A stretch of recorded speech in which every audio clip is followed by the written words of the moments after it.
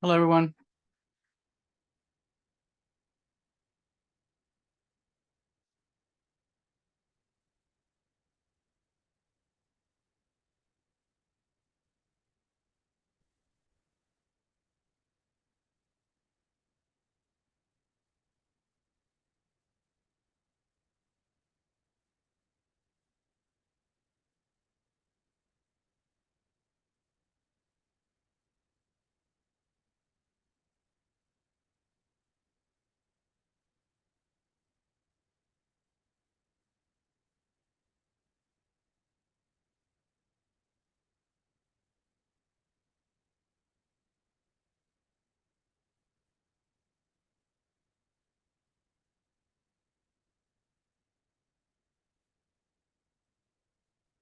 All right, can everybody see my screen?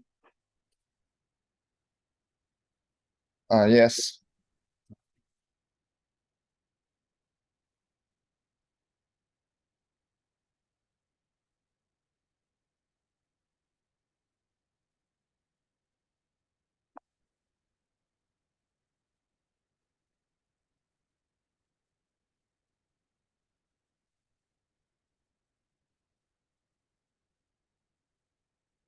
All right, let's give everybody a couple more minutes to join.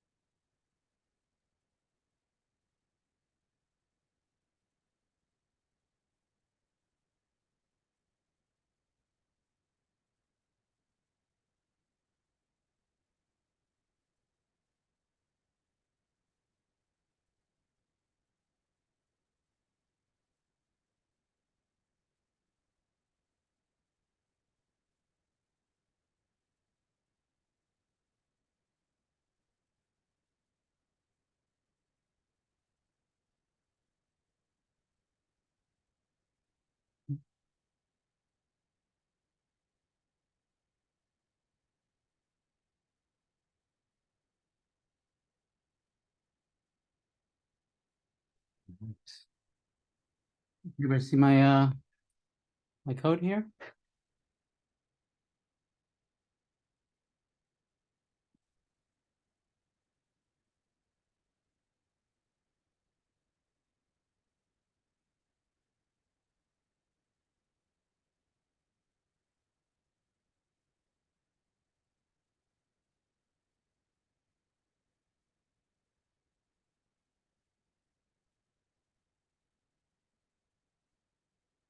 All right, I think let's get started.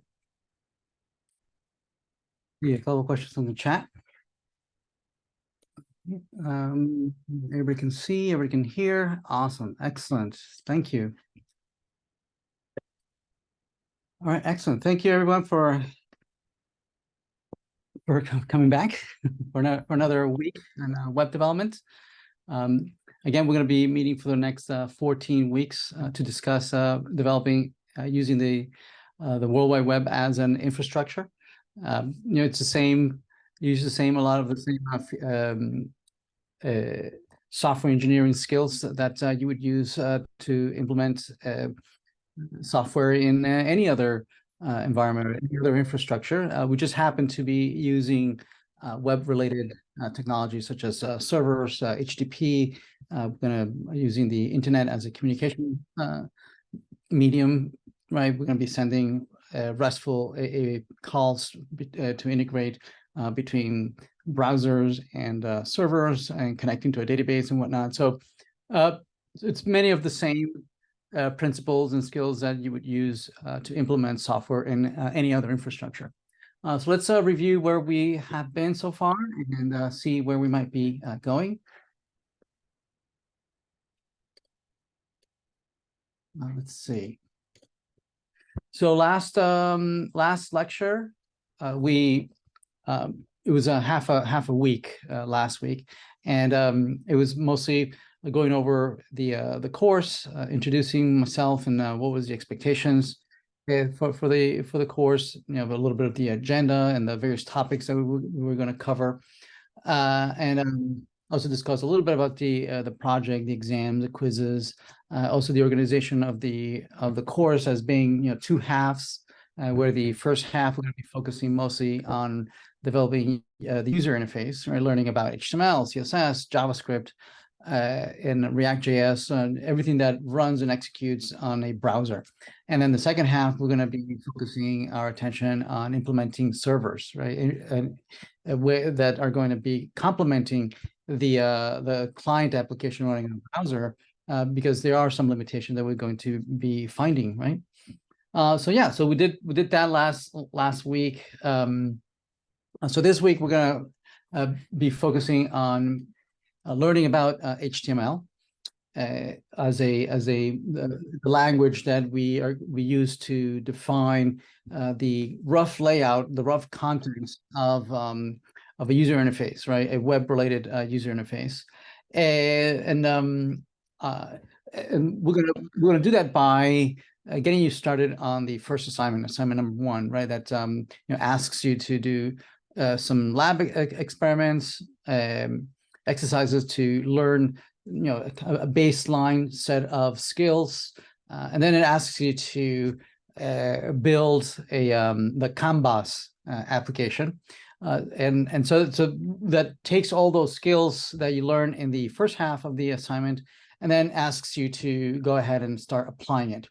So I'm going to start with that. I'm going to get you going with that second half, which I think it's a little bit more challenging half of the assignments, right? And also it kind of gives you an example on how is it that you would use all these different skills, right, to actually build something.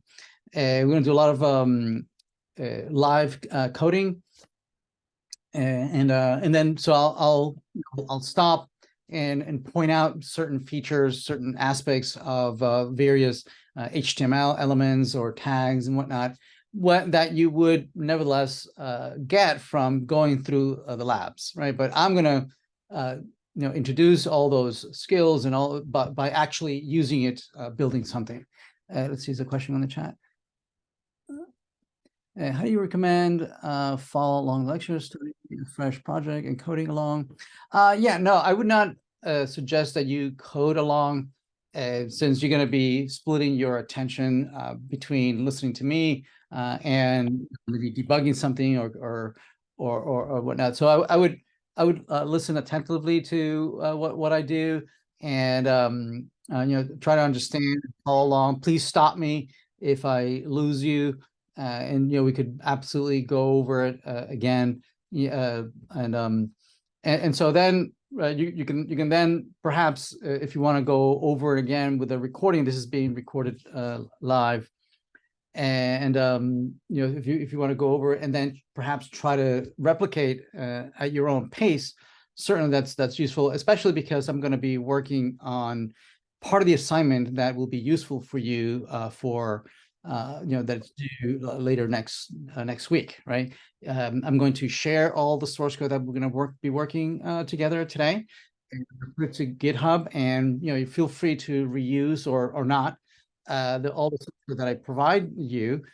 So for your own purposes, for your own you working on the assignment. So that would be an opportunity for you to revisit the source code, revisit perhaps the video if you want, revisit the lecture at your own pace, and there you could perhaps pause, right, work a little bit, then copy, and then, you know, do some of your own stuff and whatnot, right? But right now, I think the best is for you to, you know, follow along, all right, and be a passive observer. The intent of this the learning experience is that I think there's like 3 steps, right? You see me do it, you see me do something, and and then you try to replicate and follow along, do what I just did, right? To replicate what I did, and then the third part is I watch you do it. That's the project, right? So you watching me is the lecture. Me watching you is the assignments, right? And then the project is go out and do it on your own, right? And then obviously I watch you from afar. So those are the kind of like the philosophy of the learning experience. Chat, where's the record video? Yeah, so no, I'm making available all the video recordings each week. They'll be at the bottom. It'll be, for instance, last week will be available right here. So it's YouTube, subscribe, and there's introduction to web dev, like and subscribe. So I'm providing all these videos as links to YouTube. So this should take you to YouTube. So this is last week's recording. Okay. So please feel free to go there and like and subscribe to my to my channel. A shameful plug.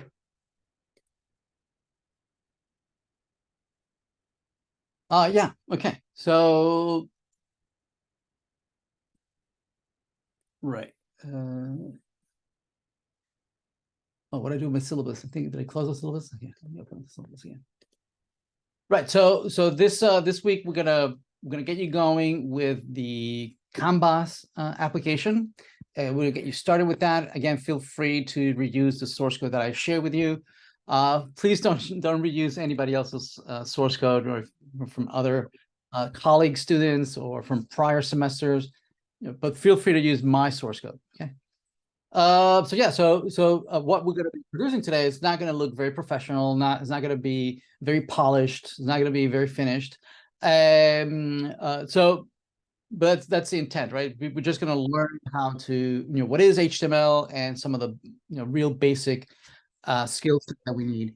We're going to come back to these screens and pages and components in the next assignment, right? And we're going to revisit them and we're going to style them. We're going to apply some styling using CSS that's going to allow us to make those screens look much more professional, more polished, right?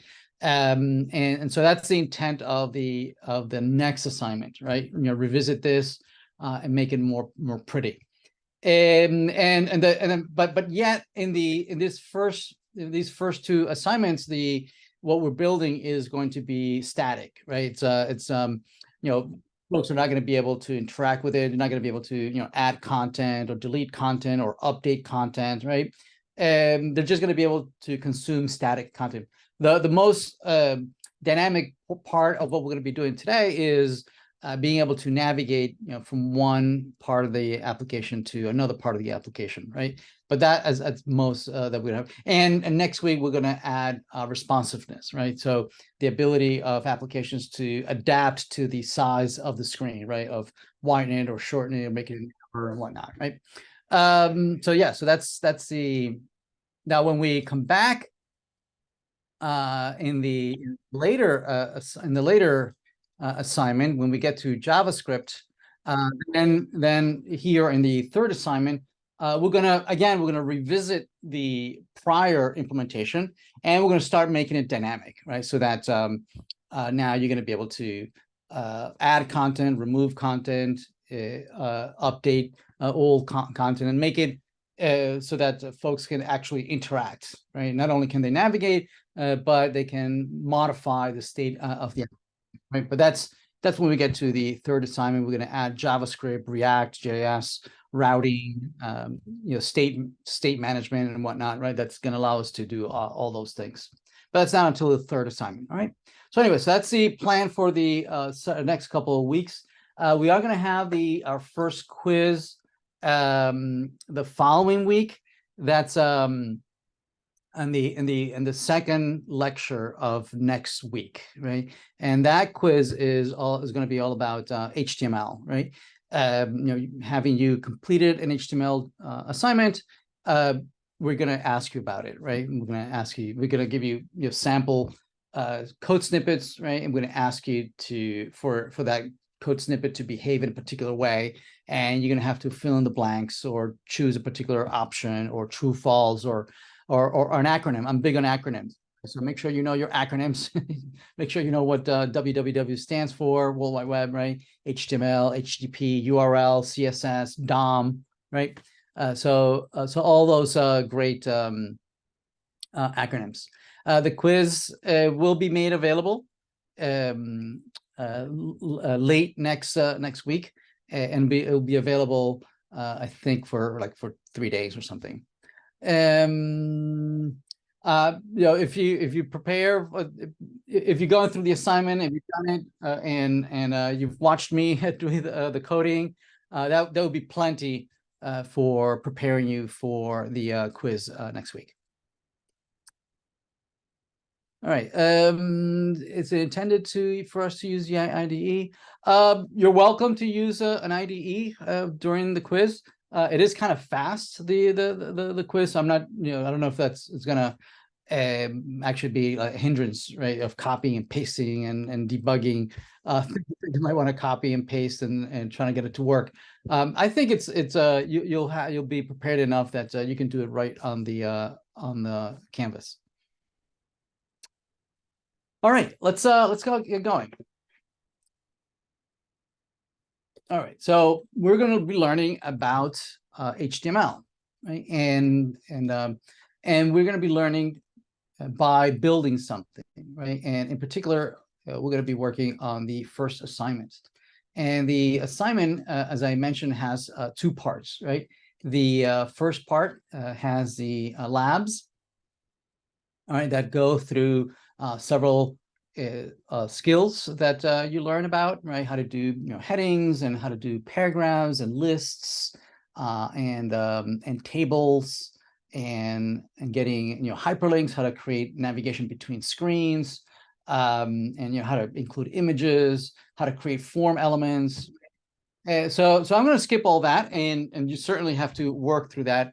A lot of it is a lot of copying and pasting code into HTML documents and verifying that it renders as we show you, right? The second half is a little more challenging, and it kind of brings together all those skills, right, that you practice during the labs, right, to build something. And what we're going to be building, this, right? We are going to be building Kanbas with a K and B. So it's an online learning management system that it can be used by both faculty and students. It's a little bit different for what students see and what faculty see. From the faculty's point of view, faculty can manage several courses. They can create content. They can edit content, things that obviously a student can't do. So we're going to be building it from the faculty's point of view, right? And so faculties can navigate to an account and edit their profile. Click on edit profile and then can save it. They can navigate to a dashboard, and then looking at a particular course, they can navigate to that course. They have a calendar. They have an inbox, right? So all sorts of things that might not be available to students, but nevertheless, that's what we're going to be building, right? Within the once you're in a particular course, you can take a look at the various modules, which you can edit. You can change the order of modules, right? You can add more content. You can add more content, either add assignments, add a URL or tool, right? Or you can add a brand new module that you can then populate, right? You can create hyperlinks to different things, right? And then you can go and look at assignments, right? And navigate to a particular assignment and edit that assignment. You have a form that allows the description of the assignment and how many points, and provide a due date, whatnot, right?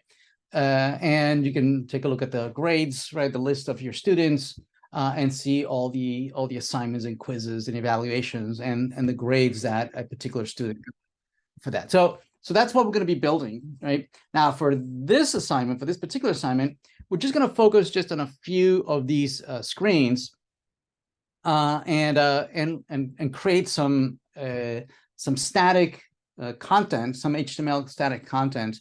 It's going to allow us to visit what are the different parts of an application, and how would we define each one individually.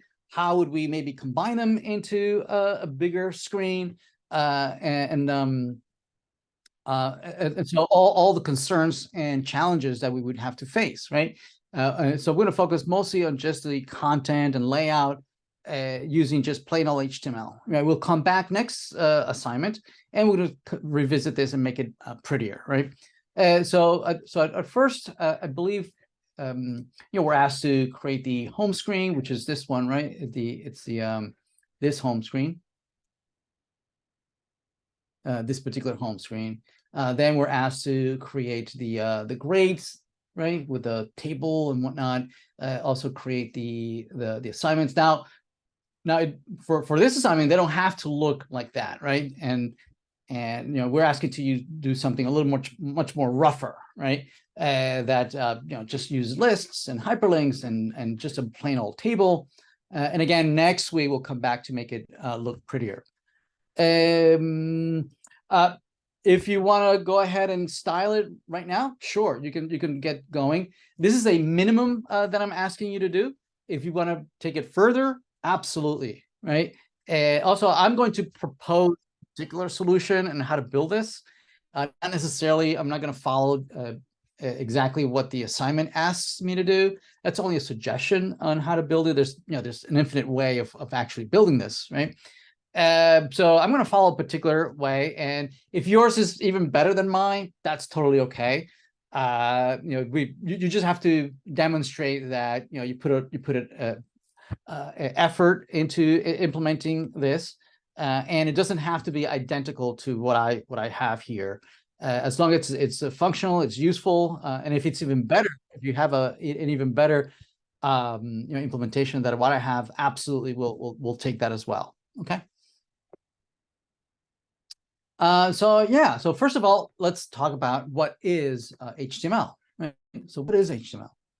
So whatever you see a screen or an application or some static content that you see on the hosted here on a server and rendered by a browser, right? This must have been something that was downloaded from some remote server. Right, and then onto the browser then parsed that content and pulled a lot of resources from various places. Some from the server, some from multiple servers that might be hosting different content, and also images and CSS and JavaScript.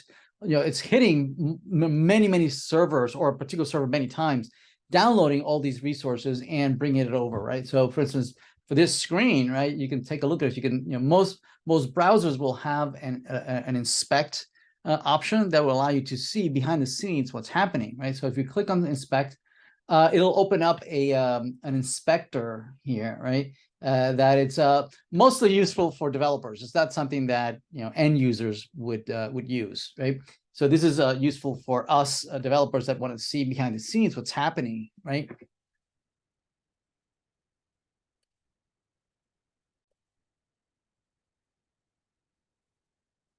So for instance, this screen, right, is we can see what's happening. If you look at the network here, you can see all the requests that went out, right? So if I refresh the screen, you see that the browser is making all these queries. You can see the going out to the server, retrieving tons and tons of content, right? It's retrieving CSS files, font files, JSON files, right? JavaScript, tons of JavaScript. Each one of these is a separate request going out to some URL. See that it's going out to HTTPS, blah, blah, blah, blah, blah, blah, whatever, web tag, yada, yada, yeah. So So this one screen is tons and tons of network connections that the browser is going out to one or multiple servers that downloads all these CSS files. You can see the response from the server. The server here, it's downloading a CSS file.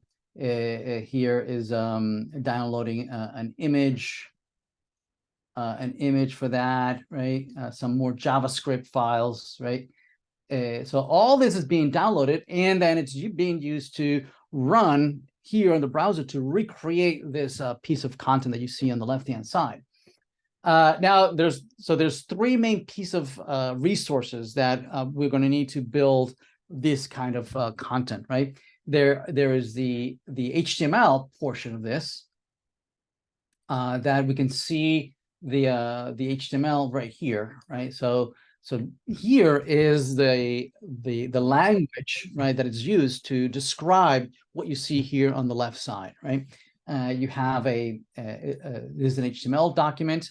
Now most of this content was created dynamically, so there is no one .html ASCII file that gets downloaded. You know, that single file then gets rendered, right? Instead, right, the browser downloaded several snippets of this HTML, and together with the JavaScript, right, ran that JavaScript here on the browser and programmatically created this data structure here that you see here on the right hand side, right? So what's here on the right hand side is using the HTML document, HTML language, right, to describe what you see on the screen, and that has this particular syntax, specific structure, right? It all starts with an HTML tag here at the beginning, and then it has two portions. Notice that if I highlight this HTML, notice that on the left side you see this blue highlight saying that particular element that you're clicking there is being rendered here on the left, which is the whole thing, obviously, right? So this whole thing is this left-hand side. Notice that if I click on the head, nothing is highlighted on the left, right? Meaning that the head actually is not rendering anything. That's not quite true. Probably the only thing that you see rendered here that is rendered by the head is the title, which I don't see. The title should be somewhere around here. Title, where's the title? I can't see the title. But anyway, it's responsible for rendering this name here, right here in the tab. See that? The title renders it. Can I search for it? Find title? No, I can't find the title.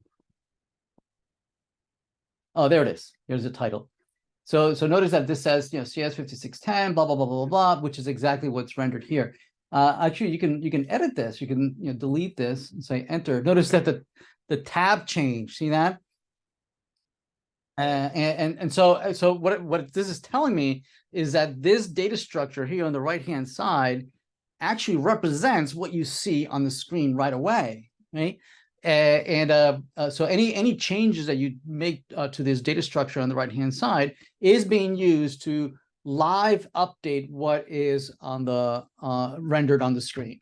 And this course, the only thing that this course is really what are the strategies, right?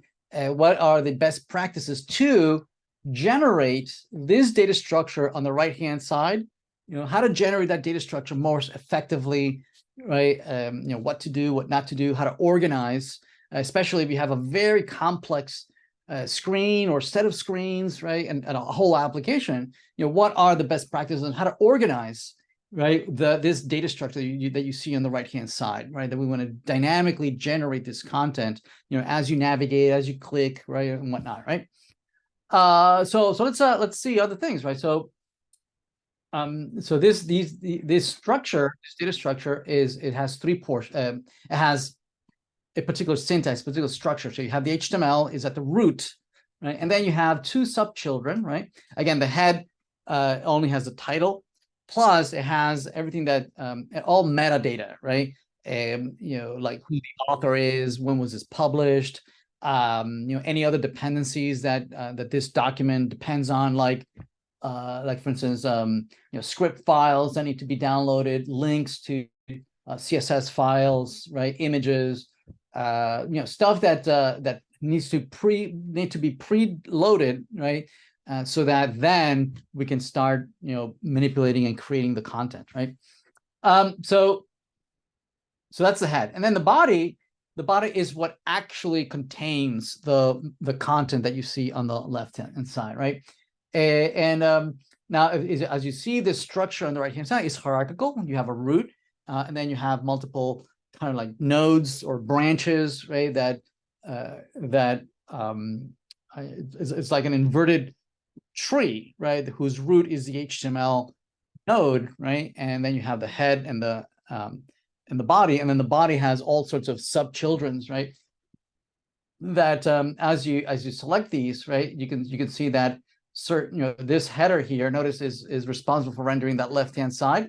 See that this header, you can see that it contains this div. This contains this list, this UL, which is an unordered list of several items. See this? So this LI, for instance, is the account.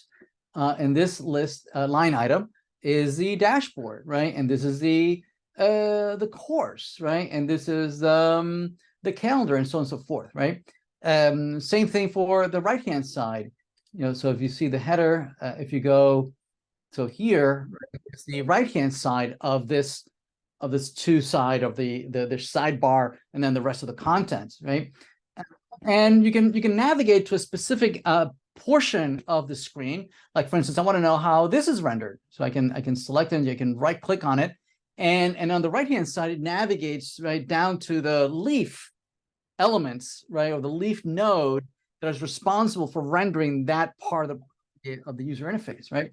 And it says that there's a span that has that particular content that says, learn what is a web dev. And you can edit it. You can say, hello world, right? And any changes that I make here, I say enter. Notice that indeed the user interface changed live, right? I can even remove stuff. I can say this line item here, I can just do a delete. Poof, it's gone, right? Notice that whatever changes I make to this this DOM element, this structure is referred to as the DOM, right? DOM is a document object model. It is the result of the browser downloading all these HTML, CSS, and JavaScript, right? Interpreting it on the fly in memory in the browser, and then once it constructs this hierarchical data structure, navigating through the nodes, right, and then rendering the left-hand side, right? So again, this course is all about how we are going to best modify, generate, update this DOM data structure. Okay, that's all this course is. Now, the easiest way is to just have a static HTML file, right? And you load that, it gets parsed. The DOM, once the browser parses the HTML document, it creates this data structure, right? And then it renders that data structure on the screen. That's the easiest way, and that's what we're going to do this week, right? In addition to this HTML DOM, you have also the styling of this being red and this being green, and you have this border on the left, right, having a particular color, right? So if I highlight this LI, we can find on the bottom half, right, on the bottom side of this of what we see here is it's additional information here that is written in an entirely different language. This is CSS at the bottom, right? And it's going to be the focus of the next assignment. It is it's a language that allows you to describe, right? It allows you to refer to the DOM, using these rules, these patterns, these expressions, these regular expressions, that allows you to refer to parts in the DOM and saying, hey, that part in the DOM, that it's an LI, okay? Well, I want the margins to be 0, right? Or somewhere here, perhaps we can find somewhere that you have something about being green. Do you see something being green here? There's the line item. We have the div here. We have maybe the div. Maybe the div has a green color on the left side. No, we don't. I don't see it. But we can change its look and feel, right? We can say that I want the font size to be twice as big, or let's see, the actual text. Where's the actual text? Is this the text? I think this is where's the actual text? Is that the text? Right. For instance, if I highlight this, and this is a text, right? And we can change the font size, and we can make it bigger. Right, we can make the whole font bigger, right? We can change the the div. We can change the border, right, to be 10 pixels, solid, right, and you want purple, right, or yellow, right? So you can change the look and feel of the content of the DOM, right? Each element, each node, and so you can style it to make it look like whatever you want, right? And again, this course is all about how is it that we're going to dynamically, right, and programmatically calculate, right, what are these styles, these CSS rules that we want to use to apply to the DOM, right, to make it look as the way we want it to do, right? First, we'll learn how to do it statically, right, using HTML this week. We'll learn about CSS in the next lecture, so it will be all about this portion down here, and then the following week we'll learn how to do that programmatically. First, static, manually, right, by hand, lots of copy and paste. And then when we get to JavaScript and React, right, we'll learn how to create functions that can be imported and modularized, right, and parameterized, and can be reused across to build larger applications. Okay, everybody good? Now, it doesn't mean that these changes that I've made, they're not permanent, right? If I refresh the screen, the browser is going to go out to the server again, right, re-download all those resources, right, and regenerate the content, right? There's no way for me to modify this other than using the user interface, right, to add modules and delete and move things around. Okay, so everybody good? Right, so this is what we're going to be doing.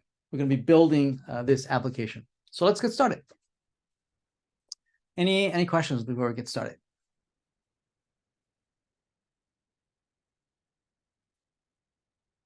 All right. Okay, so yeah, so the first thing that we're asked to build is this home screen, right? Is building this home screen, which is this over here, this home screen right here. Okay, and it basically contains, it's made up of it's a whole screen, right? But it's made up of certain pieces, right, that are distinct.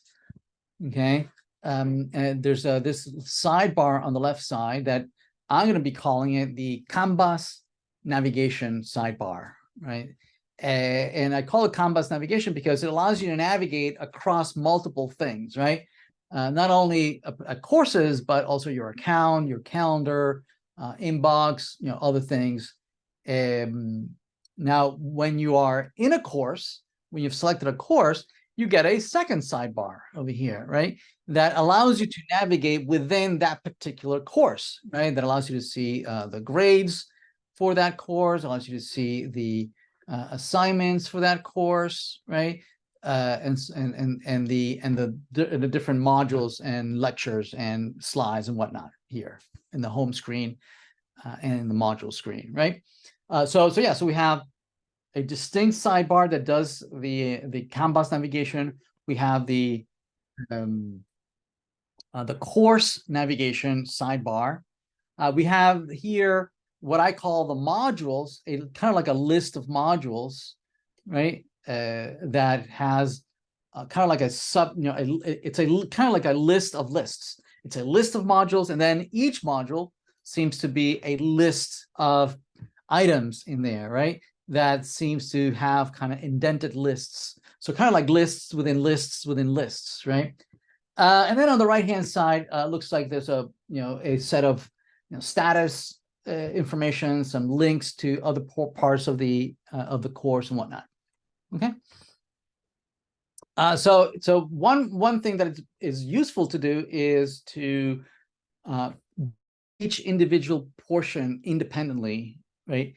So that perhaps it is going to give us a chance to be able to reuse these components maybe later on, right? What we're going to do is that we're going to create several pieces of HTML documents, right?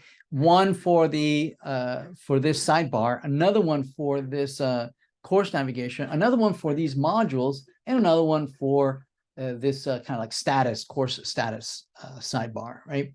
And the advantage of building them separately is that once I'm happy with the with the Kanbas navigation, I can then just use that and copy it to implement various screens. Like for instance, because the account screen uses that sidebar, right? That has the profile. So the profile screen uses that sidebar, right? The dashboard also uses the same sidebar.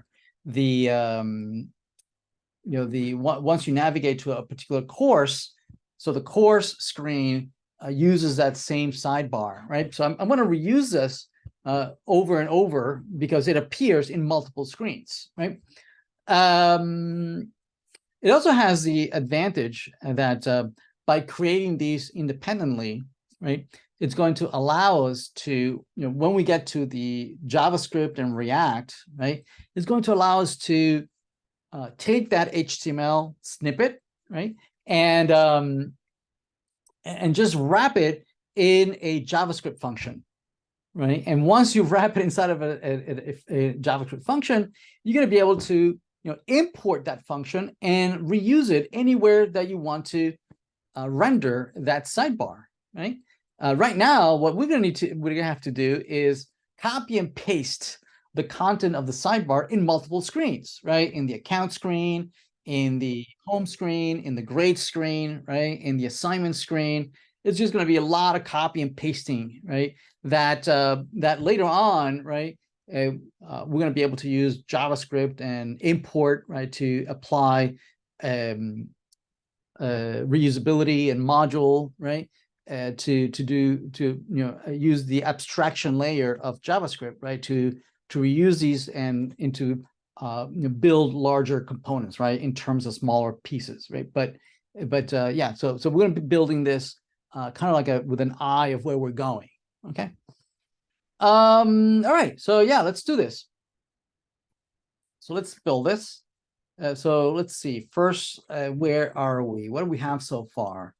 We had implemented some content here for the directories for the labs and the assignments.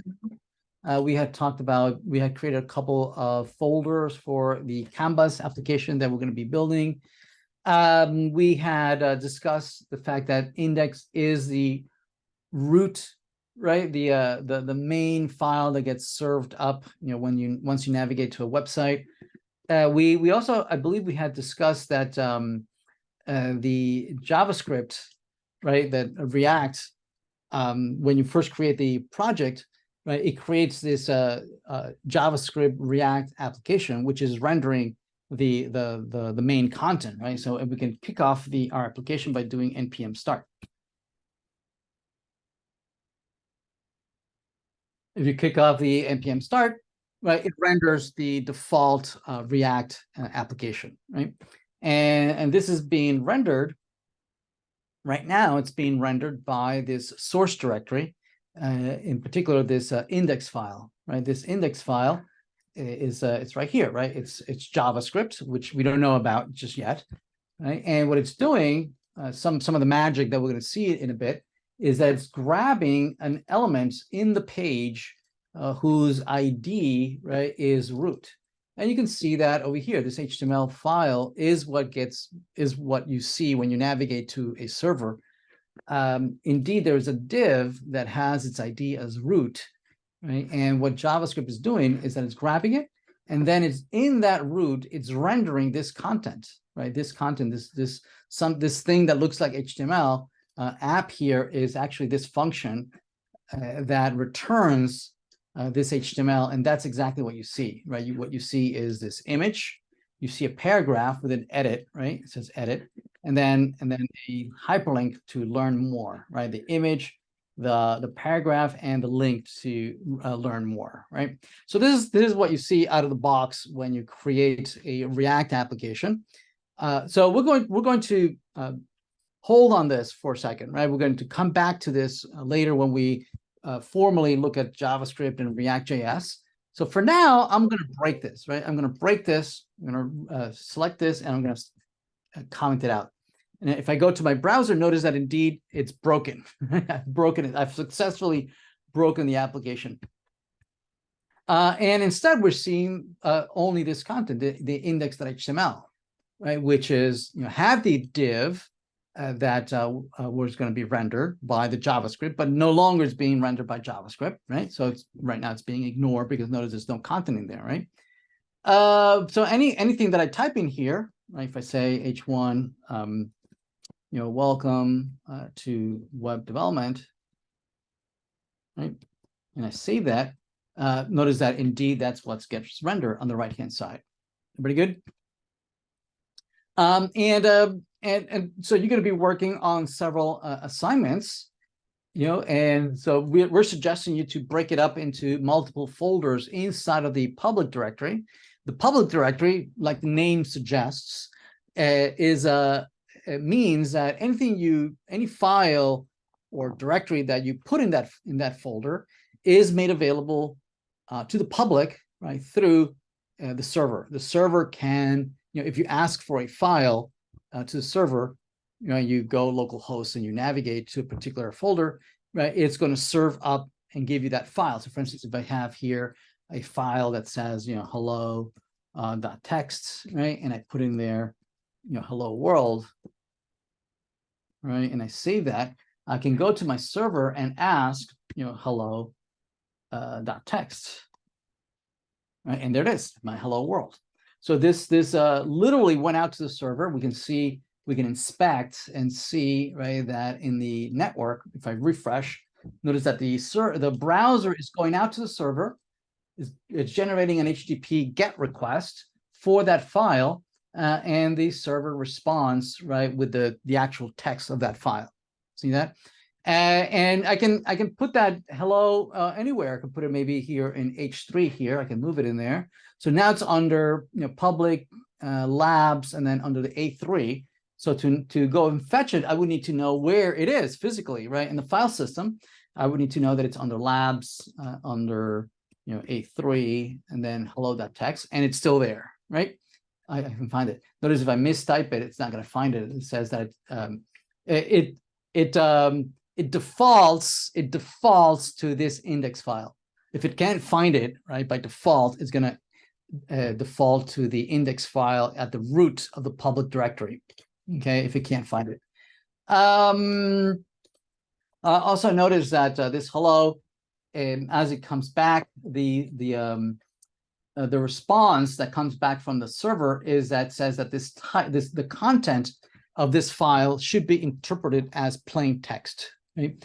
Now, if I rename this text file and I rename it to hello.html, HTML, right? And then I format this as HTML, like H1, like that, right? And then I go and fetch this HTML. Notice that now it is formatted as HTML. The server, the browser, is interpreting this as HTML. You don't see the tags, right? And because the browser is responding with this text. Notice that it responds with the actual literal text, right? But this time it's responding to the browser saying that this content should be interpreted not like literal text. It should be interpreted as HTML. So you should parse this and make sense out of the content and render it all the format, right? Including any including any headings and paragraphs and whatnot. Everybody good? All right.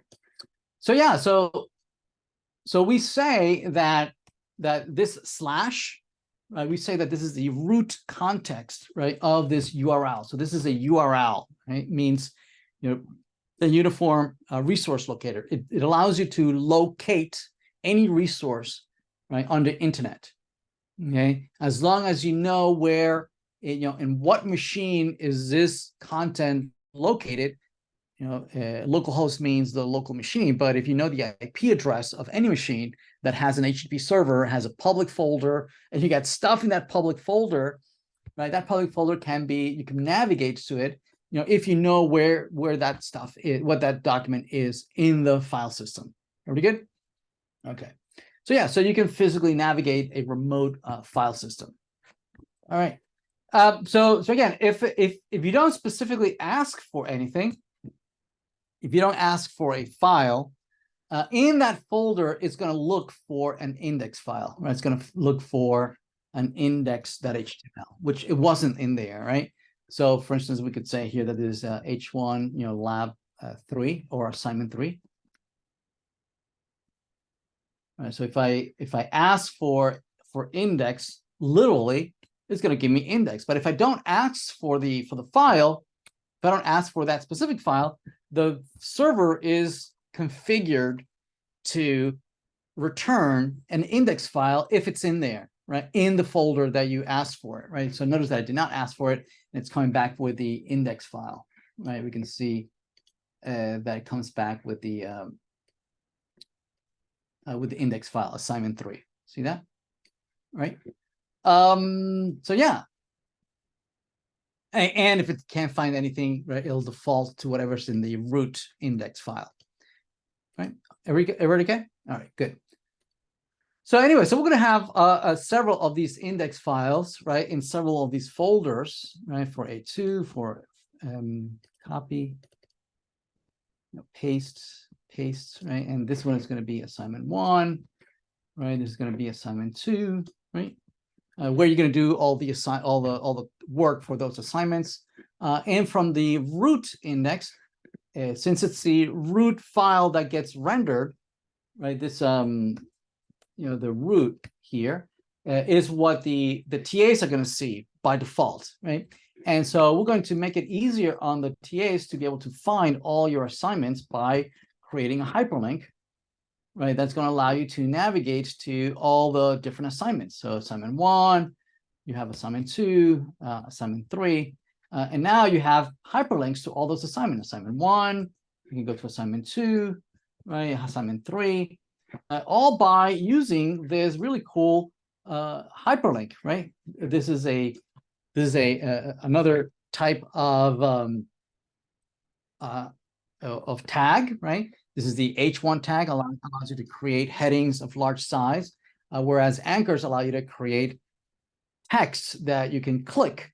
And when you click on the text, right, it navigates to that particular URL, that location, and it loads that content, and it replaces the old content, with the new content. It dumps the old, right, and it substitutes it with the new. Everybody good?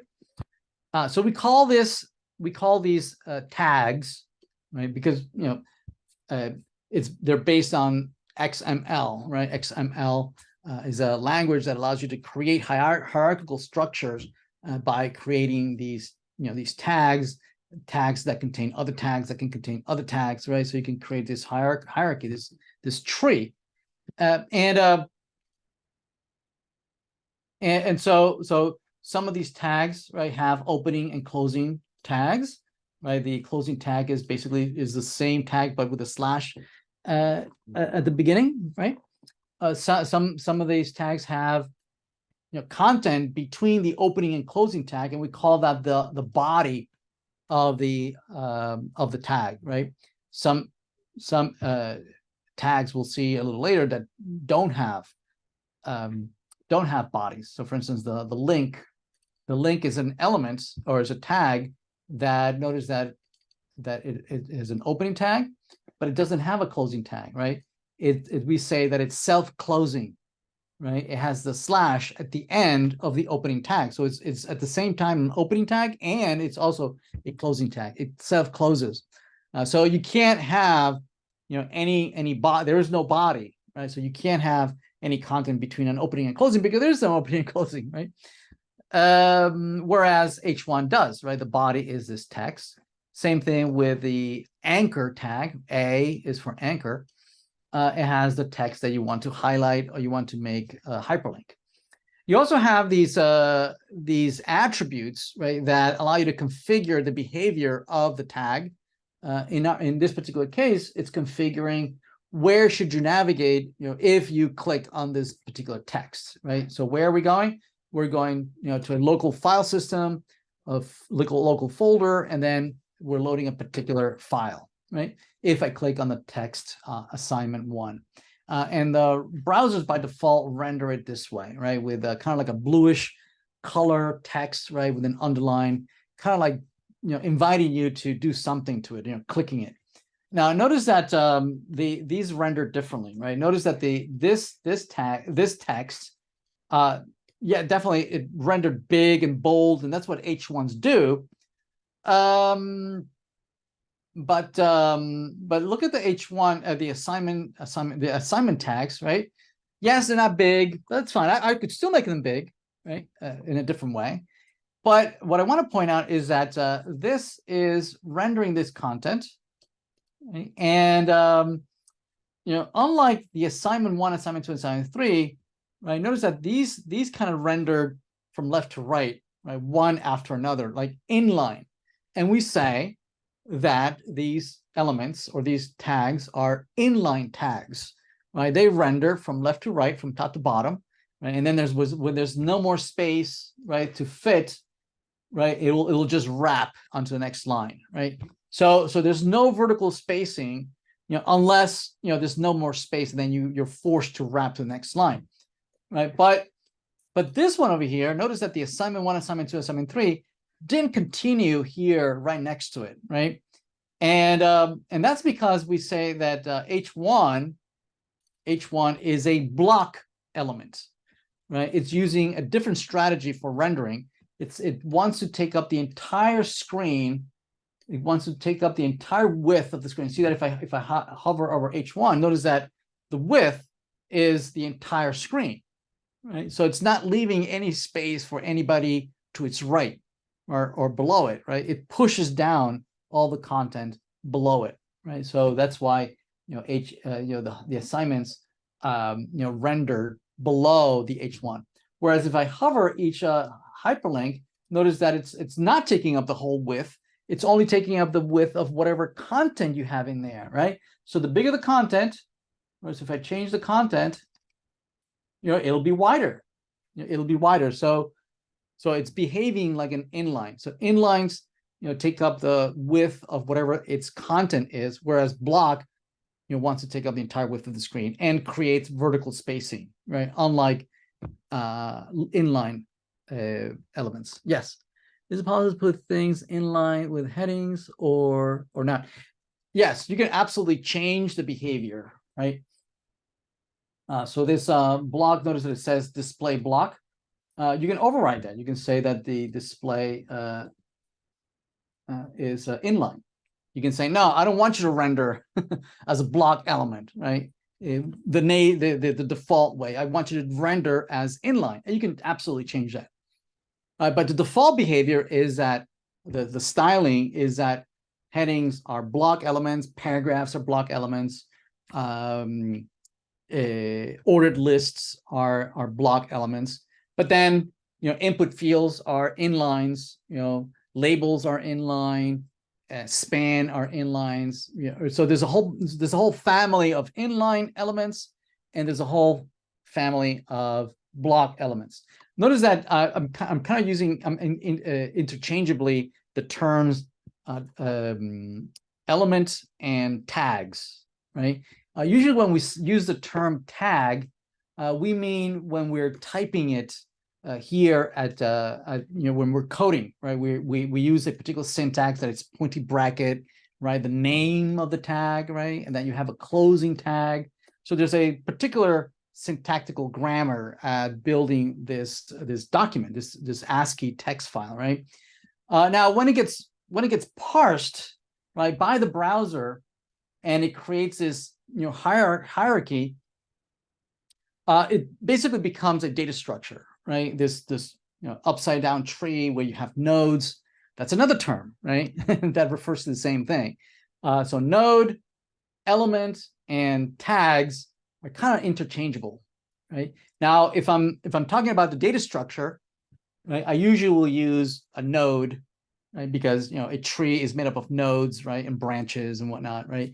Because I'm talking about a data structure. If I'm talking about it in the text context, right, I'll use a tag, the term tag, right? Either way, right, they all mean the same thing.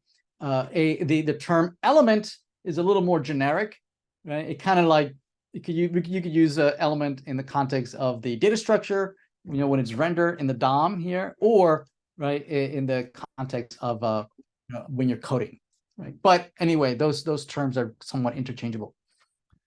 All right, excellent. So yes, this allows you to navigate. Now, if we might want to make this a little prettier, what we could do is either create a break. We could do that, right? Breaks will literally add vertical spacing and break it out, right, vertically, like that. Or even better, we could create a list of these things, right? So we could do instead create, wrap this inside of a unordered list like that, right? And then that doesn't do much, right? It only adds some horizontal margin to the left-hand side. We can wrap these and say that these are individual line items of the list, right? And so we can do that for each one of these, right? And just wrap these, save that, and notice now it renders like an unordered list, right? Adding the vertical spacing because the UL and the line items are both block elements, right? And notice if you hover over the UL, notice that it takes up the entire width of the screen. It also adds to the left, notice that green section here, right? There, and also some orange bands above and below, right? So if you go at the bottom, right, it highlights what each one means, right? The kind of like the salmon color above and below, that's margins, right? So these 16 here, it says that there's a margin above and there's a margin below of 16 pixels wide, right? So it's it's pushing from above 16 pixels and it's pushing anything below it by 16 pixels. And has no border, so we don't have any border around the whole our whole content. But then inside of our boundaries of the actual content, right, we have some padding to the left-hand side of 40 pixels. So notice that it highlights that on the left side, that green box there says that that's 40 pixels wide off of wherever my margin starts, right? And I can change that. I can certainly change each one of these, right, to have some spacing above as well, right? So 20 pixels from above, right? The line items, right? We can see that each line item it's also block, right? It's taking up the rest of the piece of content of the window, and it has its it has no borders but we can change that. We can change that. We can change the look and feel, but that's going to be the focus of next week when we do CSS. Right. So right now we're just learning how to do hyperlinks and navigating and whatnot. Yes.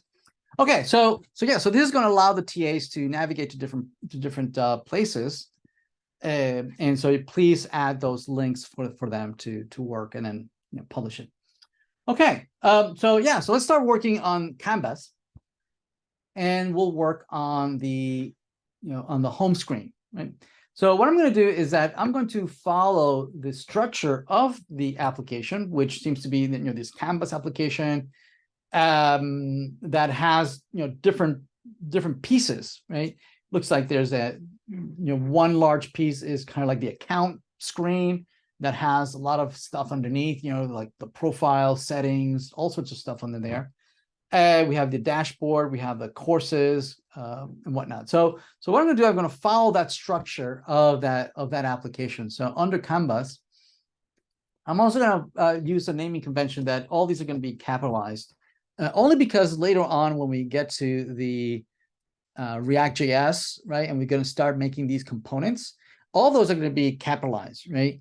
And so I'm going to start already following that naming convention with the forward thought that I am going to reuse this later to create reusable modular functional components. Okay. All right. So underneath here, we're going to create a couple of folders, kind of again breaking out the different portions of the application. We have we have account, right? We have dashboard. So we have a dashboard, and then we have courses, like that, right? And so for now, we'll just do those. And then under also under this Kanbas root context, right? This root folder, also in there should be the implementation of this sidebar, right? That allows you to access the rest of the application, right?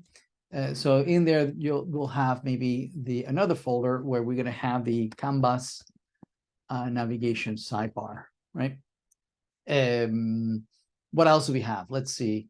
Under accounts, we have a profile. So perhaps under accounts, we can create another subdirectory where we're going to have the profile. Okay. Under dashboard, I don't know that we have. It looks like we just have this, grid application, grid content. Under when you select a particular course, right, it highlights the courses, right? So this is courses, and under courses, you have a lot of other stuff underneath, right? You have the home, right? You have assignments, grades, which we're going to need, right? So under courses, we're going to create those folders as well. So we're going to have here in the home, we're going to have the assignments. We're going to have the grades in there. Right, so grades. Okay. And what else? And also under courses, we're going to have this sidebar, right? That is going to allow us to navigate to all those pieces under the courses. So we're going to have here under here, we're going to have the course navigation as well. All right. Okay. All right. And so under each one of these, right, we're going to be able to navigate, right, to the home. So here in the home, we like to navigate to whatever's in there, and so we would like to navigate to some kind of screen in that home directory that contains a portion that contains this content, right? Which are sidebar on the left, two sidebars on the left, right? You have kind of like these modules in the middle, and then on the right hand side you have this this additional links, right? Question says, the assignment one in Kanbas, are we going to follow the assignment requirements, or we can use Kanbas? What do you mean? Not quite sure what you mean. We are building Kanbas. So I'm following a particular strategy here. You don't have to follow that strategy. You could certainly just work on one file and build that content entirely inside the file. What I'm doing is I'm building the pieces first, which are going to allow me to copy those pieces and build each one of these files, these screens, right? So for instance, in the screen that renders the home screen, right, is going to have some content from the Kanbas navigation, some content from the course navigation, some modules, and some on the right-hand side, right? So it's going to look something like this. So in the home, the screen for the home, so the screen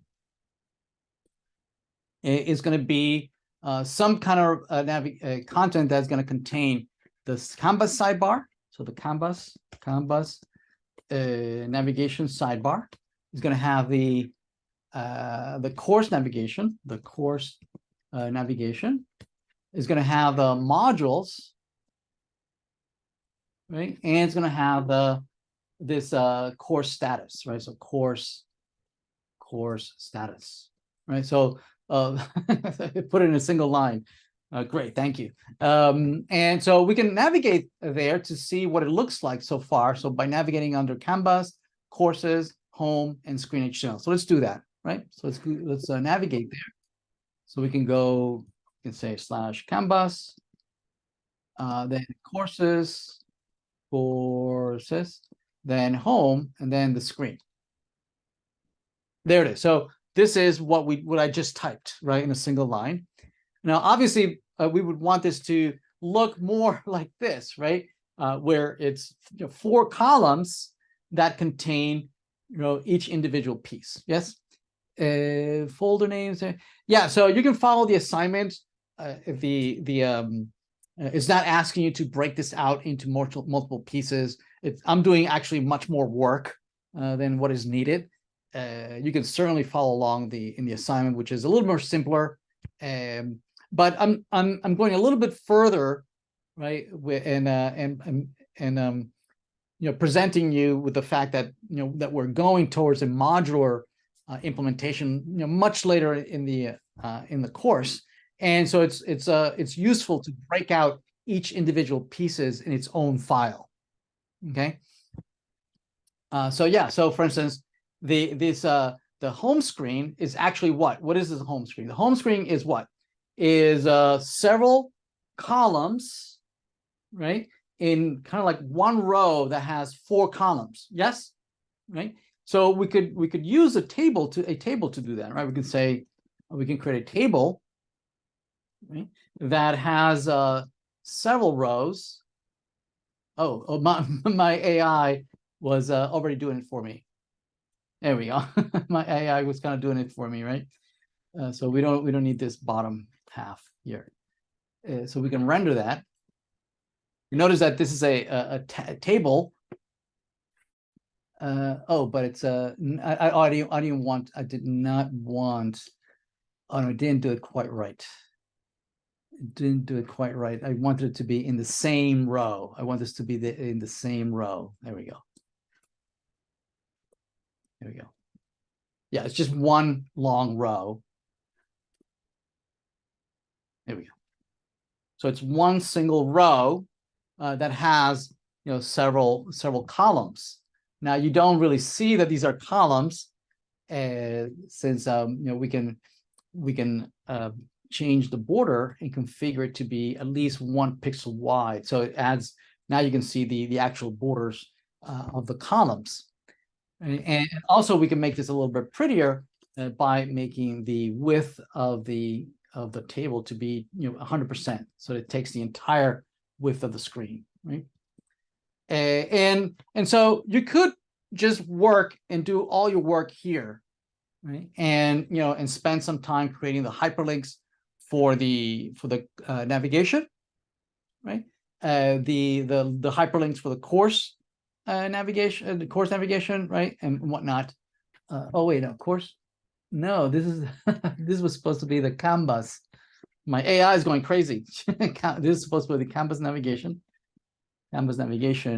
This was supposed to be the course navigation, right? These are supposed to be, the course modules. These are the modules, right? These are the course status. Yep, very good. Yeah, my AI was a little bit overzealous. There we go. So we have the Kanbas navigation on the left, the course navigation, the second column, modules, and course status. Okay. Yes, the tool that I'm using here is GitHub Copilot. Yeah, GitHub Copilot. I highly recommend it. It is a paid service, but with your NEU email account, right, you can get a student version or student license, right, that will make it free, at least as long as you are in the university. And I think that they might extend it as well beyond university. So absolutely, I would encourage you to make full use of it. Okay, so we could spend all our focus, right, and implement this screen right here. Okay, what I'm suggesting is that instead of spending my time doing it here and then having to copy that and paste it elsewhere, right? Instead, what I'm going to do is that I'm going to build this content under the folder Kanbas navigation, right? Have it done there. Once I'm happy with that content, then I'm going to copy that and paste it here. Make sense? Right? So that way, I can deal with the Kanbas navigation only, implement the hyperlinks, get it to work. Once I'm happy, I can copy that and bring it here. Okay, so let's do that. So in the Kanbas navigation, we're going to create an index.html, and we're going to create a UL with a whole bunch of line items that allow us to navigate to, let's see, we want to go to Kanbas. We want to navigate to account. I want to navigate to courses, right? I want to navigate to a dashboard. Actually, sorry, dashboard, and then courses. Okay, and this will be Kanbas, and this will be account, right? And under account, by default, I believe I want to display the profile screen, right? By default, if I click on account. I think that's what I asked as a behavior. The real implementation is slightly different. Like if I click on account, right, I need to then click on profile, right, and then it takes me to the profile. What I'm asking you to do is to make this the default destination when you click on the account directly, right? So that's what I'm going to implement. I'm going to say, I'm going to go to the profile, and then in there, I'm going to go to the screen version of the profile, right? This one is going to go to Kanbas, then to dashboard, and then the screen version of the dashboard, which is going to include, the sidebar, the grids and whatnot. But that's in the next assignment. Actually, that's assignment 2. You get to work on the dashboard, and this one's going to go into Kanbas, right? It's going to go into courses, and it's going to go into by default, it's going to go to home, and then the screen is going to go and render that particular course. Right now, it's only one course. Later on, when we come back, we're going to refactor the dashboard. So the dashboard is going to list a whole bunch of assignment courses, and depending on which course you click on, right, it's going to go to that particular course. But right now, we're only going to have just one single course, hard-coded, right? So that's why this courses is going to go directly to the home screen, as if it were the only course. Pretty good? All right. So once we have that, we can navigate to this to see what it looks like, right? So if I go to Kanbas and go to let's see, Kanbas navigation, and then index, we have those hyperlinks. Now, obviously, the assignment asks you to create a whole bunch of other hyperlinks, right? For the calendar, the inbox, the history, the student. I'm going to leave that to you, right? You can do that. But now that I have this, I can copy this. And once I'm happy with what it's doing, I can copy this and bring it over to, say, the home screen, right? And I can paste it in. I can replace this, right, with the Kanbas navigation, right? So that, I don't know, if I click on courses, it goes to the, oh, it didn't go to the home. Wait, did I misspell? Oh, this is supposed to be slash. Otherwise, it's a relative link. As I want it to be an absolute link, right? That maps from the root of the context and then navigates down, right? So I need to fix this, right? I need to fix this in the Kanbas navigation, right? There you go. So if I go back and refresh, and we have courses, it goes to the course, it goes to the home screen, right? So I'm going to the home screen. Now the course navigation also can be implemented independently in a separate part so that it can be reused in multiple screens, right? So let's do that. So in the course navigation, again, I'm actually going to create this and say that this is index.html, and there's going to be a UL, and this is going to be you'll be able to navigate, home. So these hyperlinks, right? These hyperlinks, home, modules, piazza, blah, blah, all these, right? So, but I'm only going to implement just a few. So we have modules, home, we're going to need assignments, and we're going to need grades, right? So this is grades, right? And so the navigation will be that this goes to Kanbas at the root, right? And then down to courses, and then down to home, right? And then the screen implementation, right? So the screen. And then modules is going to be similar, right? But it's going to be modules. And assignment is going to be similar, but this is going to be assignments. And grades is going to be similar, but grades. Right? And do we have any of these? I don't believe we do. Right. So let's create a few of these. We will need at least we have the home screen, right? Grades, we don't have. What do we have in the home screen? Okay, we have that. The grade screen, we don't have anything just yet. So let me create that for now. So let's see, just to test to see if the navigation works. So this is grades. And in the assignments also we'll need a screen. So I'm going to copy that in there and edit it. So these are assignments, just to check to see that my navigation works, right? So if I go, I can look at the course navigation. The course navigation, and that's under courses, right? Okay, if I can click on home, I go home. If I click on assignments, I go to assignments. Very good. Click on grades, it goes to grades. Perfect, right?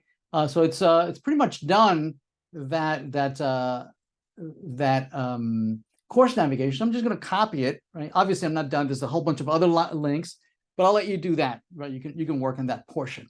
I can go back to my home screen, right? And now paste in here in the course navigation, the course navigation, right? So that if I go home, notice that I have the links of the of home and modules and assignments and grades and so on and so forth. Make sense? All right. Now these are notice that they're not at the same level. We can change that by configuring the alignment, the vertical alignment of each one of the columns by using v-align. V-align, we can say top, so that brings up that content to the top, and that probably should be this true for all the TDs that render the data of your table, right? TDs render the cell, render the column, right, in a row, in a table row. Okay. All right. So yeah, so everything is at the top. Then we can focus on modules, and modules. Notice that modules, this content in the middle of the screen, it's actually the same content that is in the modules. If I go to modules, notice that it's the same content, just not without that right-hand side. It's the same exact content, same buttons at the top, right? So if I go to home, we get the same exact module content plus this right-hand side, right? So we kind of like want to reuse that, right? So let's implement this content, in a separate modules file, which we can then copy and paste in both places, in modules and in the home, right? So let's do that. So under a modules directory, let's say modules, we can create an index.html. So this is the default content. We can create this kind of lists that contain multiple lists, right? And I believe that's how they're implemented. If you look at if you inspect these, right, you'll notice that indeed they are implemented as lists. See that? That's a line item. So there's a whole bunch of line items. See that? Look, a whole bunch of line items. And it has a UL at the top. That's the UL. Okay. And so we could follow the same structure, right? So we're going to create a UL that contains multiple ULs, right? Because this is kind of like a list of multiple lists. Yes. So let's do that, right? So the module is going to be we have a UL, right? That is going to have one line item per week, right? So maybe this is week 0. And you're gonna have multiple weeks. So week 0, 1, 2, 3, 4, right?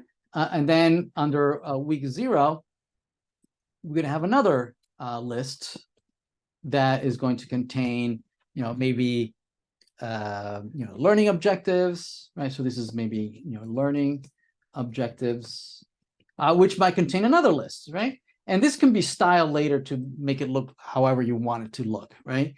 So this one might be, introduction to the course, right? And so into the website, to course tools. So my AI is just filling out some random content for me. So week 1, let's see if my AI is smart enough to fill out a couple of, there we go. So introduction to a course. So maybe it's just copying the content from the one above, which, for layout and checking to see if it works, that's good enough, right? There we go. And week 4. There we go. And we can navigate to see what that looks like, right? So we can go to courses, we go to home, right? And index. Courses. Oh, no, not home. Sorry. Modules. There we go. So we have these. And so we could, just copy this content and paste it over in the home. But before we do that, there are a couple buttons at the top. Right, so we can practice some form elements like buttons and drop downs. So let's create a few of these, right? So these are kind of like buttons. This looks like it's a drop down, right? And then a couple other buttons, right? So let's do that. So in the modules, right, above the UL, we kind of have this separating line. We can do that with an HR or a horizontal rule, right? And then above that, we can implement a couple buttons, like collapse all buttons. So this is button, collapse all, right? And then we have view progress. So it says button, view progress, right? And then we have kind of like that. This is like a drop down. So to do drop down, we can use the select tag. So select. So that's my AI, suggesting some content. So this will be publish all, right? So publish all, right? Then we have publish all modules and items. So, publish, all items and modules, right? And unpublish. And I'll just remove these 2 options. Yep. And then finally, there's another button at the bottom at the end, which is module. So this is a button, module. So add module, something like that, right? And we can see the content if it renders. There it is. So we have buttons, we have the drop down, we have the plus modules. Again, this doesn't look like much like it's supposed to look like, but we're going to come back to CSS and fix it. Let's see, how many weeks of content? I believe the assignment asks you to have at least 2. Yeah, but you could just copy and paste the same content for week 2 and just create it for 3 or 4. Just to see what it would look like, right? So now that we have that, we can copy this and move over to the home file, right?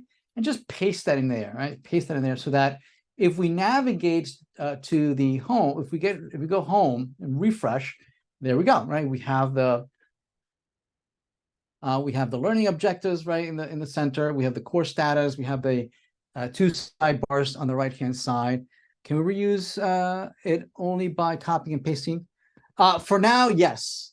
Eventually, so what we're going to do eventually, right, is that, for instance, the modules, one cool thing that we're going to learn how to do is that we can wrap this whole thing, with the parentheses, put a return, put it inside of a function, call it modules,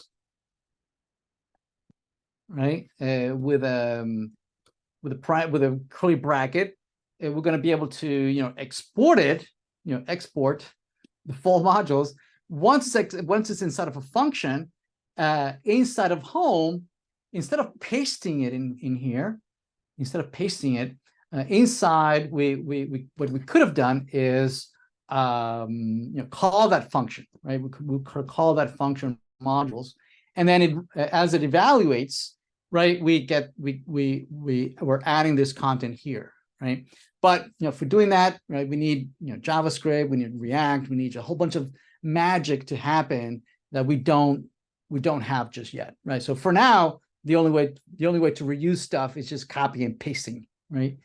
Yeah, HTML doesn't have any mechanism for abstraction, right? Like a programming language might have. So for now, it's just it's just copy and paste text, right? So yeah, so we have that. So there we go. So this is the first portion of this assignment, completed. I'll let you do the course status on your own. Let's take a look at the grades. The grades is similar.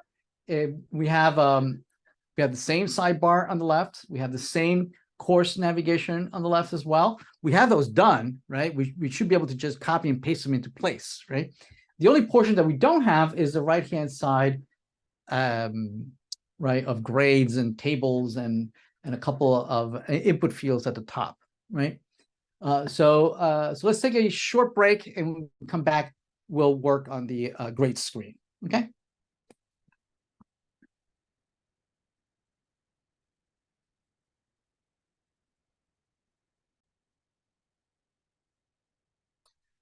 All right, yeah, so let's continue. We just built the home screen, and our strategy was to implement each individual piece, right, in their own file separately, and then go and copy that content into the one single file, right? And so the larger file, the home screen, basically is providing the overall layout, which is a table that has a single row and it has multiple columns. And then the other files are, deal with focusing on making sure that they render the links and the correct style, right, and behavior. And then we were able to merge that by just copying and pasting those individual file content into one bigger file. You could have skipped the part where you work on these individually, right? You could have just follow along what the assignment says and just have a single file and just do all your work there. Certainly, you can do that. What I'm doing is a little bit more extra work, also with the focus of where we're going, right, in a couple of assignments, where we want to be able to reuse some of this content, right, and wrap them inside of functions so that we can create small little modular configurable components, right, that we can then reuse to build larger content, right? So anyway, so we're going to follow the same structure for the grade screen. We already have the sidebar done for the Kanbas navigator. We also have the course navigator here for the second.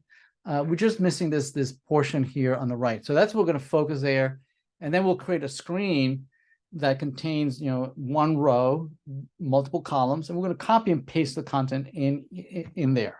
Make sense? All right. So under the grades. Under the grades folder, right? So here we have the screen, and I'm going to create the actual content for the grades is this, right? Everything else is just navigation stuff, right? That makes up the entire screen. But this is actually the component that renders the actual grades. So that's why I'm going to put it instead of index. So index is going to contain the actual content that I care, right? The actual grades. In the screen, we're going to put in the layout, right? We're going to put the table, the row, the columns, and we're going to paste everything in there. Okay. All right. So let's an index. We have what? Let's see. We got this form at the top first, right? And then we have these tables down below. So for these form, right, we're going to do the same thing. We have the import. We have a drop down, a couple of input fields, right? So let's do that. So let's do this this button first. So this is button import, and then we have this export. So this looks like it's a drop down. So we have option export. It doesn't really say what all the other options are. Let's see if my AI is suggesting anything. It isn't. So option unpublished, sure, okay.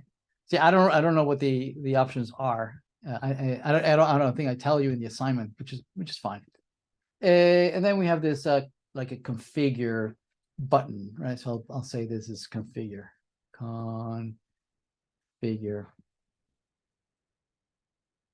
that, right?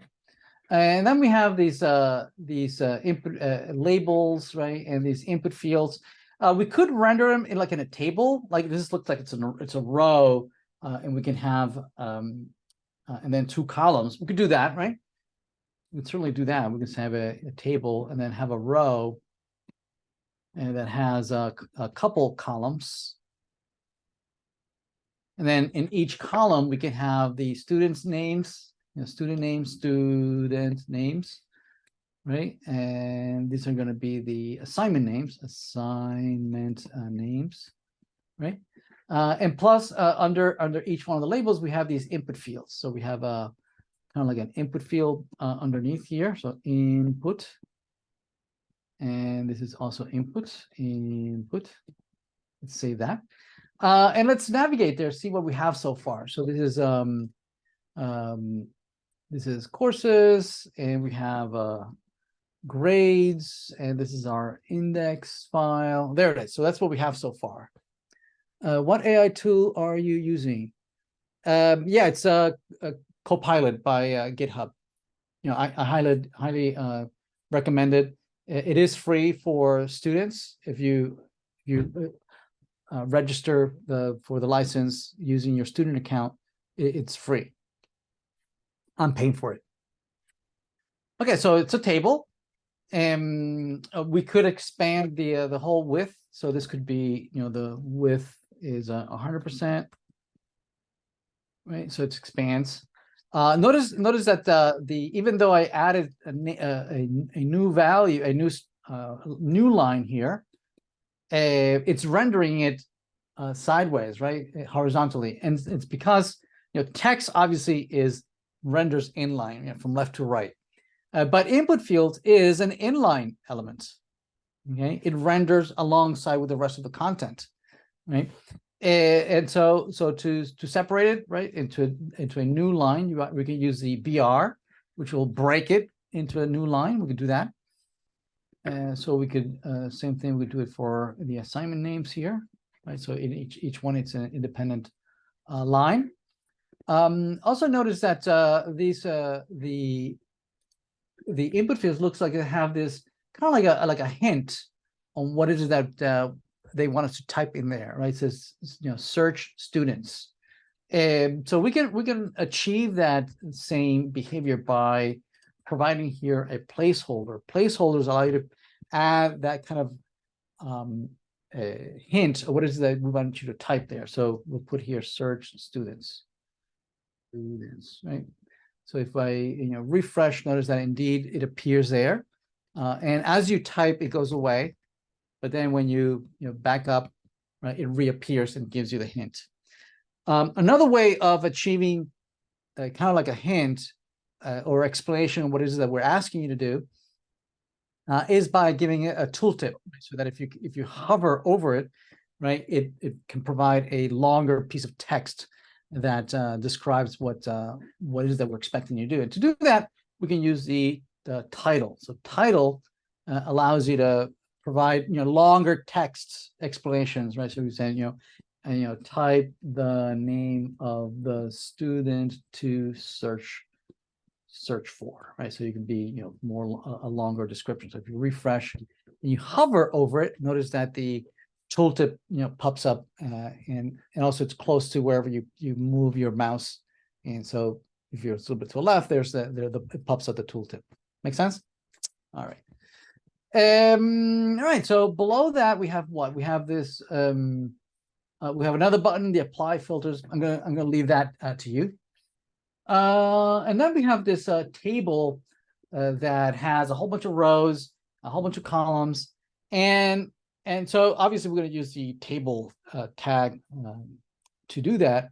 And actually, tables, right? The original intent of tables, when Tim Berners-Lee was coming up with HTML, the initial intent or use case was for tabular data, right? Where you had each row represented a separate record, right? And then the columns represented a particular field in that record, where each column had the same data type, right? Strings or numbers or whatever, and then you had a heading at the top, right? That was a little bold, maybe to bring attention to a little small blurb description of what that column meant. So that's the original intent of tables. They were not initially meant for what we're doing, right? We're misusing tables, right, to lay out content horizontally, right? We're basically making the use of the fact that columns in a row, they render from left to right, right? And the reason we're using tables is that there is no native mechanism, no alternative mechanism in HTML to provide that feature, right? That layout, right? Where you want to break out content, right, across horizontally. To do that later on, we're going to be using CSS, right, instead of tables, because this is a misuse of tables. Tables were not meant for layout. People still do it. People still use it for layout, but it's not really meant for that, right?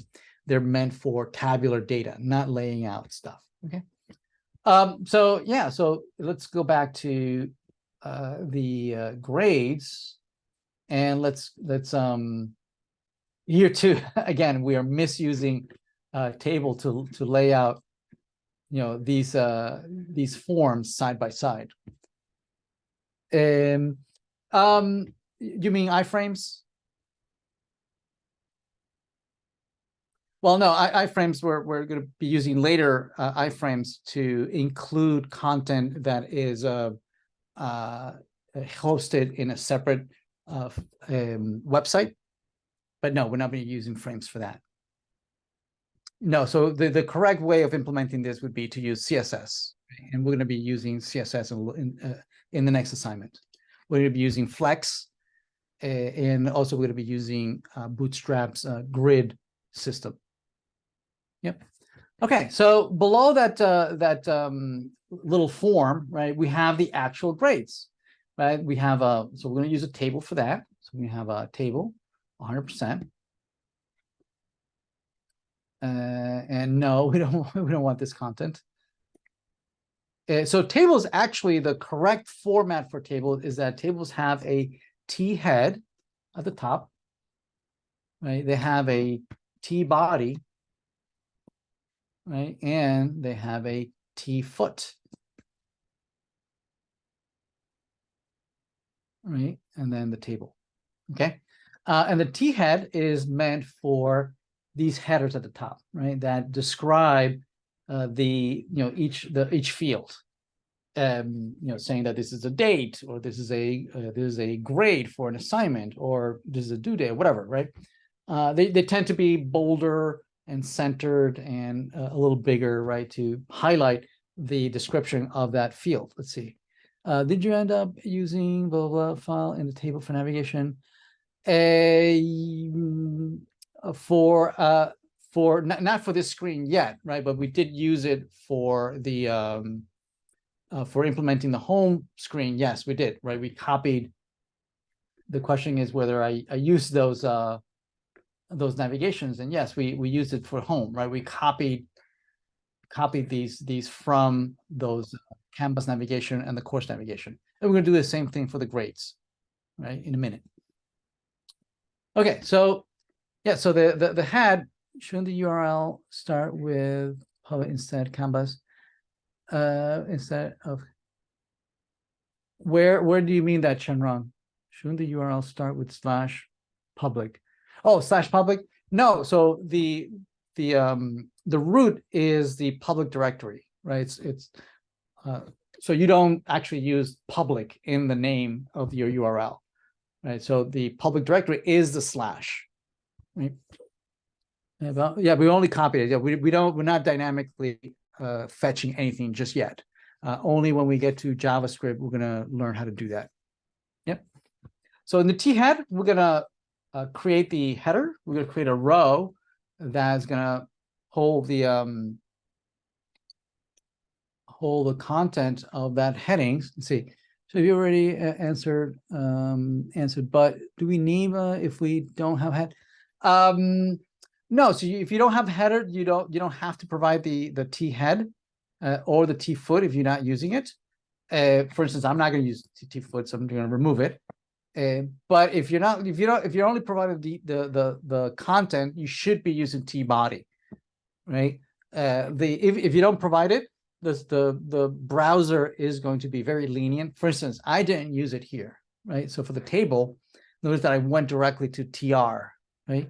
So the proper thing to do is to wrap this in T body. This is the proper syntax, right? To include this in T body, right? I didn't, but it's only because the browser are just very lenient. Right? Okay, so we have a student name, then we have assignment 1, so A1, HTML, and let's have our AI fill in the other assignments. Okay, we're not learning about PHP or SQL. React.js, Node.js, yes. Express, yes. MongoDB, yes. Okay, it knows my assignments. We're also going to have Mongoose, yes. Array.docs, yeah. Okay, let's do some quizzes. Now I'm making this deliberately long, just to make a point. So here are a couple of quizzes. Very good. I think that's enough. So if I refresh this, okay, this still fits. But let's add actual content, some data in here. So in the second, in the body, we're gonna have a row of actual data, right? And let's see if our AI fills in the information. Okay, so this is for maybe student 1, and this will be John, or there's Alice Wonderland. Let's see if it generates the content. And she's a very good student. Okay, only one at a time, really. So I'm just going to copy this a whole bunch of times. Let me refresh. I think I did 2 too many, maybe. Or maybe 1, 2, 3, 4, 5, 6, 7 too many. 1, 2, 3, 4, 5, 6, 7. There we go. Oh man, this still fits. It still fits. Let me create a few more. Let's do TH exam. The point I'm trying to make is that if you have too much content, your screen, your browser is going to force a scroll bar. See that? A scroll bar. And that's a bad practice, right? To have a scroll bar just pop up horizontally, unintentionally, right? Now, if this was our intention, then that's fine, right? If that's exactly what we want. But our case, we don't want this in particular because notice what's happening, right? The the table obviously is scrolling, but so is the rest of the content, like up here, right? And probably that's not what we had intended for this to behave like this, right? Later on next week, we're gonna revisit this, right? And take a look at the implementation that we're trying to copy, right? And the implementation is that you have a lot of assignments, you have a lot of quizzes, but notice that if I scroll, only the data is scrolling. See that? Right? The names are stuck, and only the data is scrolling, not the entire screen, right? Also, if I scroll up and down, again, also the top stays put and it doesn't scroll, right?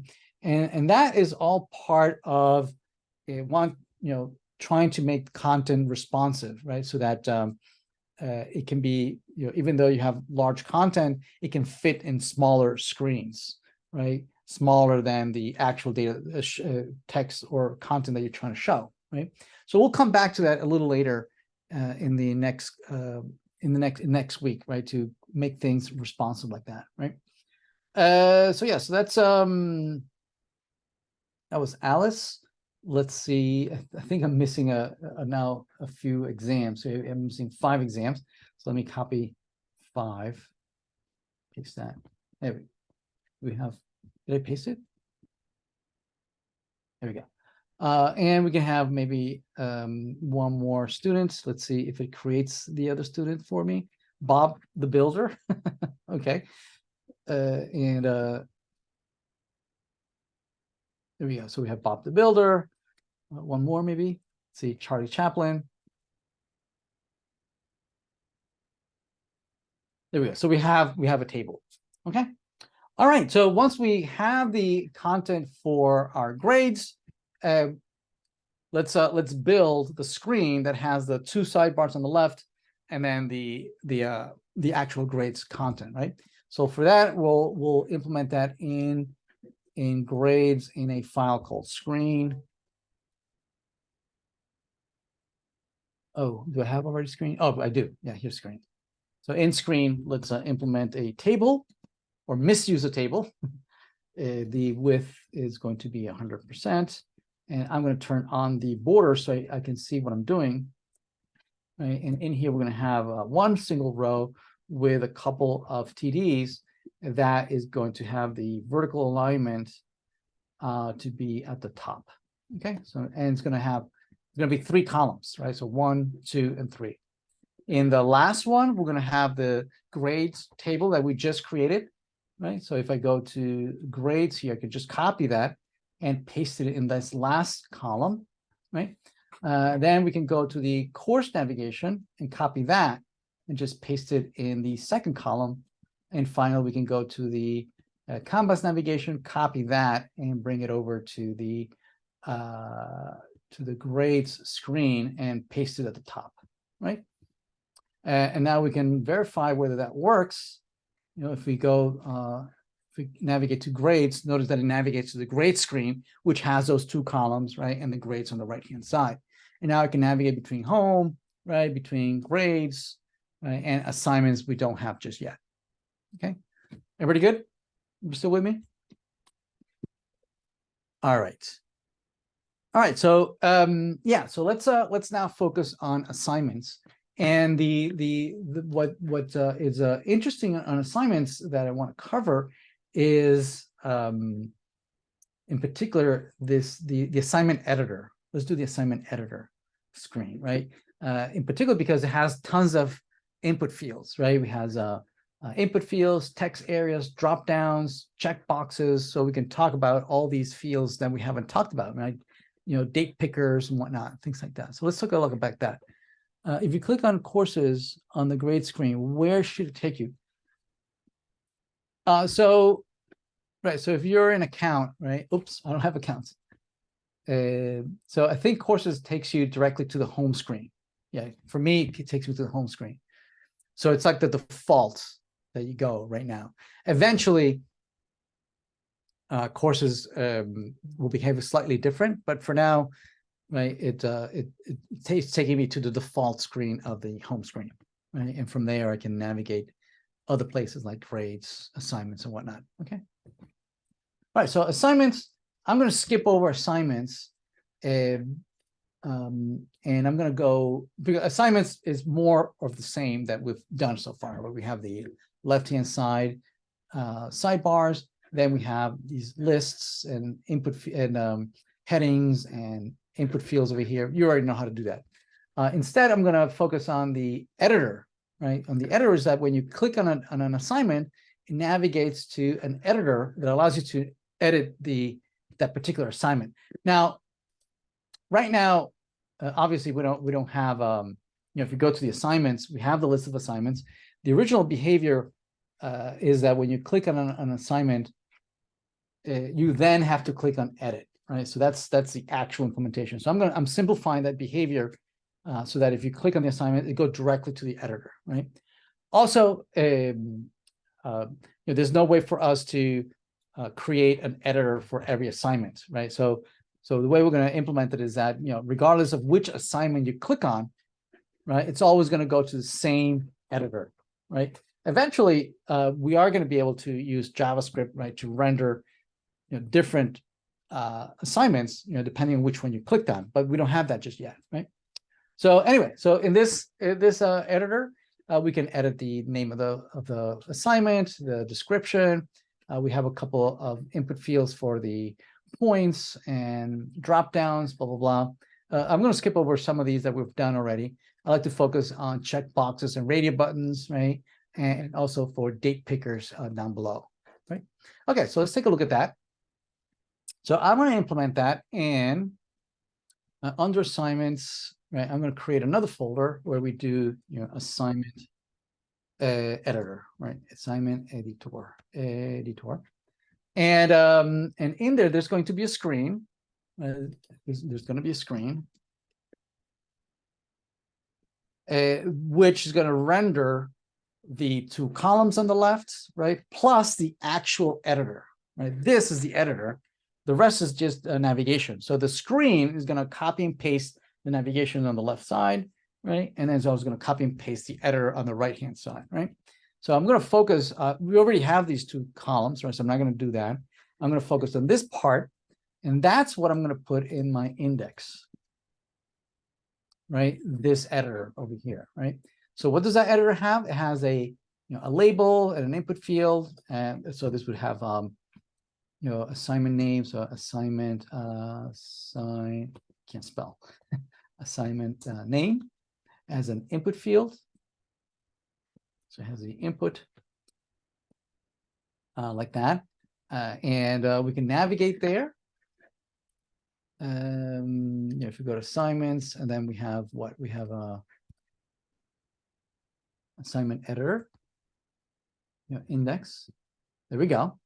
We already know how to break this into two lines, right? We can put a break here, right? And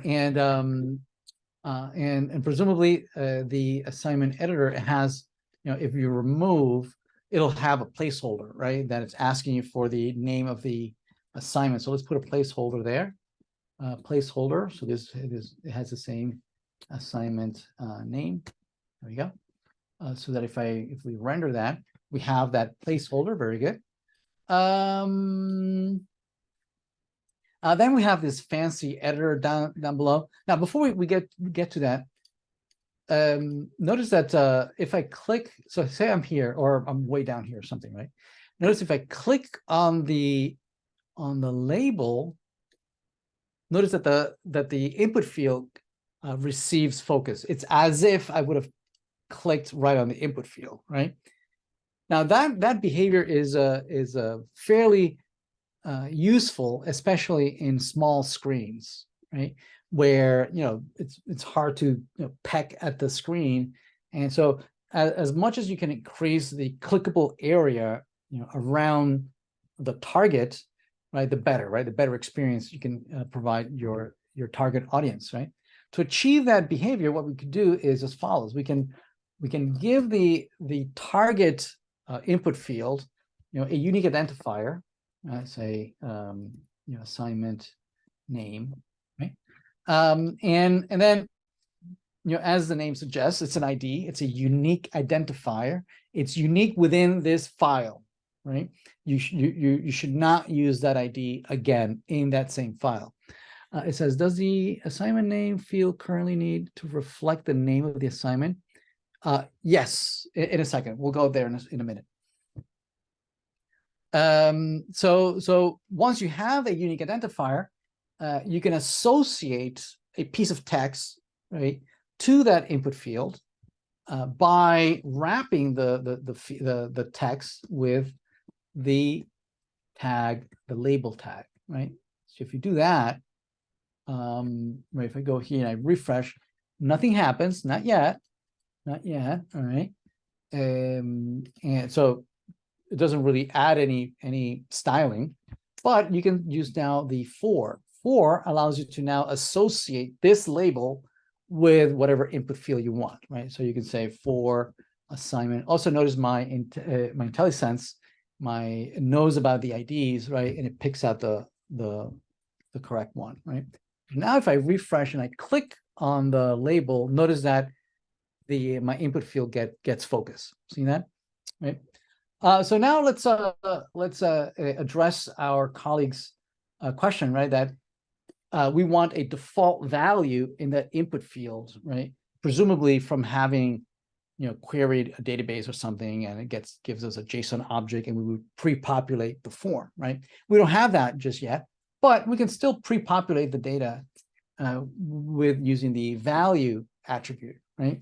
Where we can do here, like assignment 1, HTML or something, right? So that that provides, if I refresh, notice it provides a default value for that text. Make sense?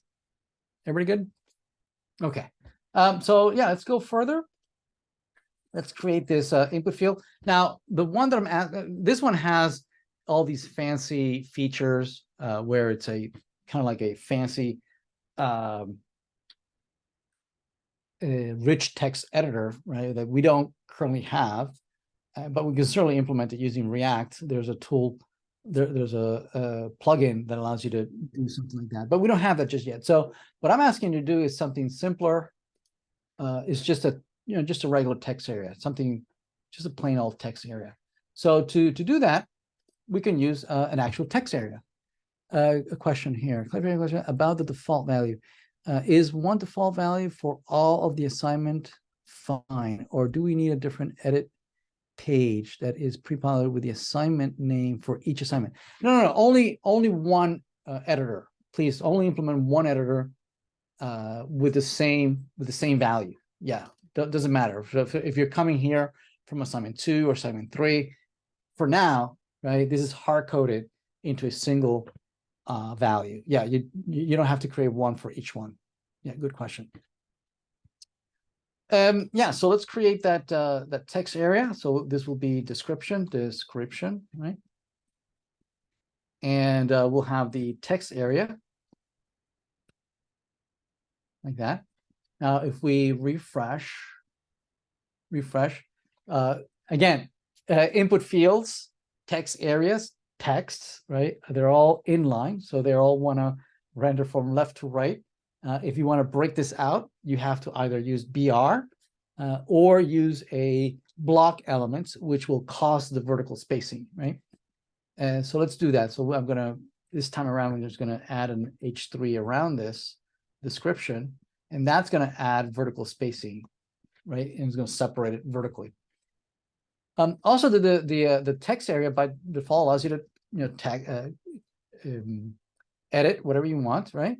You can provide a default value, but instead of using the value attribute, in this case, you provide a default value between the opening and closing text area, right? So you can say, this is the first assignment to build Kanbas,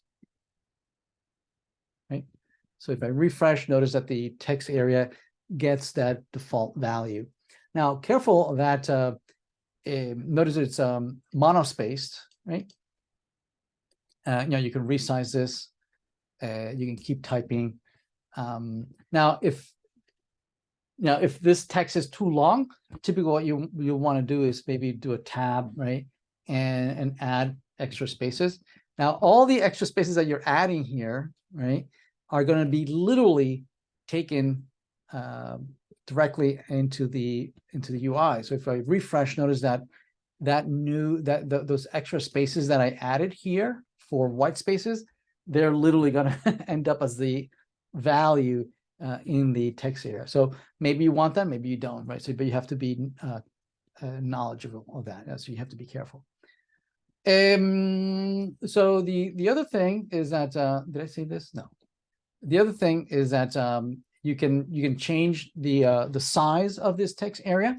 Obviously, you can. There's a little thumb that you can resize this, but you can set the default size. You can say, I want 50 columns, right? So this expands to 50 columns or 50 characters long. You can also specify how many rows you want, right? So you want maybe 5 rows, right? So it expands to that size. Okay. What else? Obviously you can use tooltips and placeholders here as well, right? Then we have these points down below.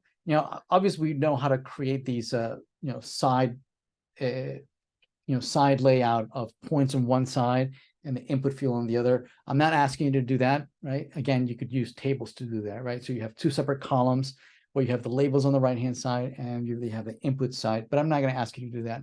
It's fine if they render vertically. Later on, when we get to CSS, right, I'll ask you to style it this way, right? But not now. So here we have the points, and so we'll create maybe another H3 where we have points, right? And we have an input field for the points.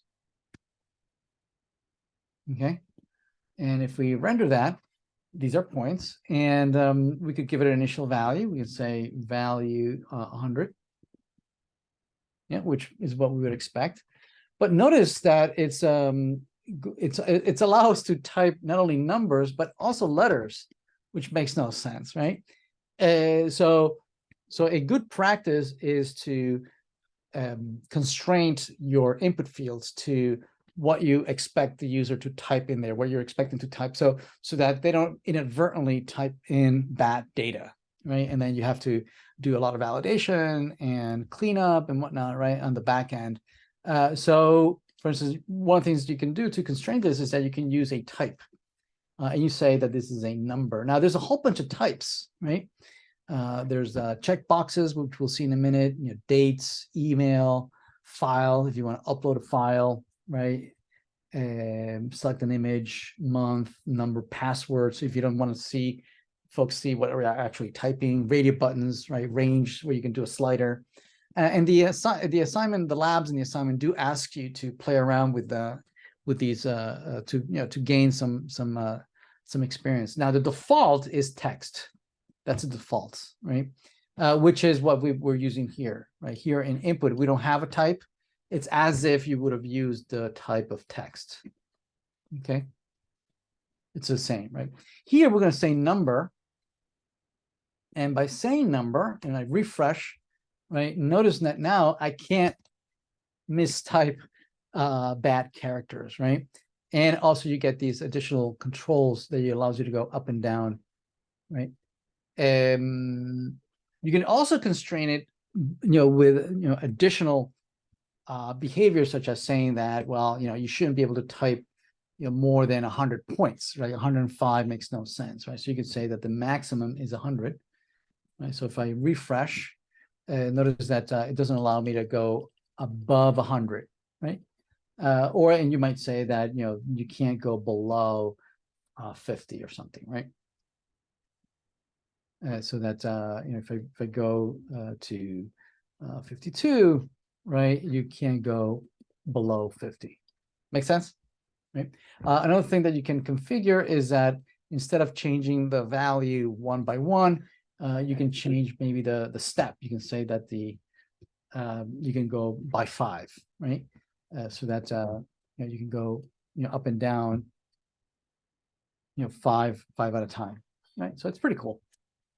So yeah, so it's a good practice, right, to always strongly type your input fields, right? So that you minimize the burden of validation, on the server. But nevertheless, you should always check on the server, regardless, right? Whether this is a number that you're providing.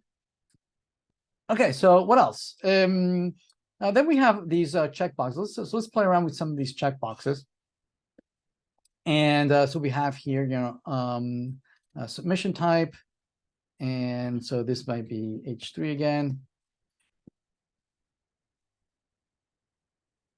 All right.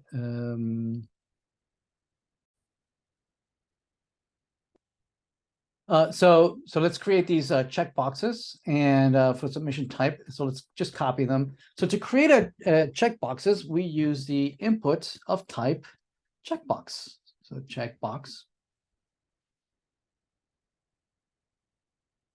Okay. And they render as follows, just a checkbox, right? And we could put a label next to it. So text entry. So let's put a text right next to it. So it's text entry like that. And let's create a few. And the values can be, website URL.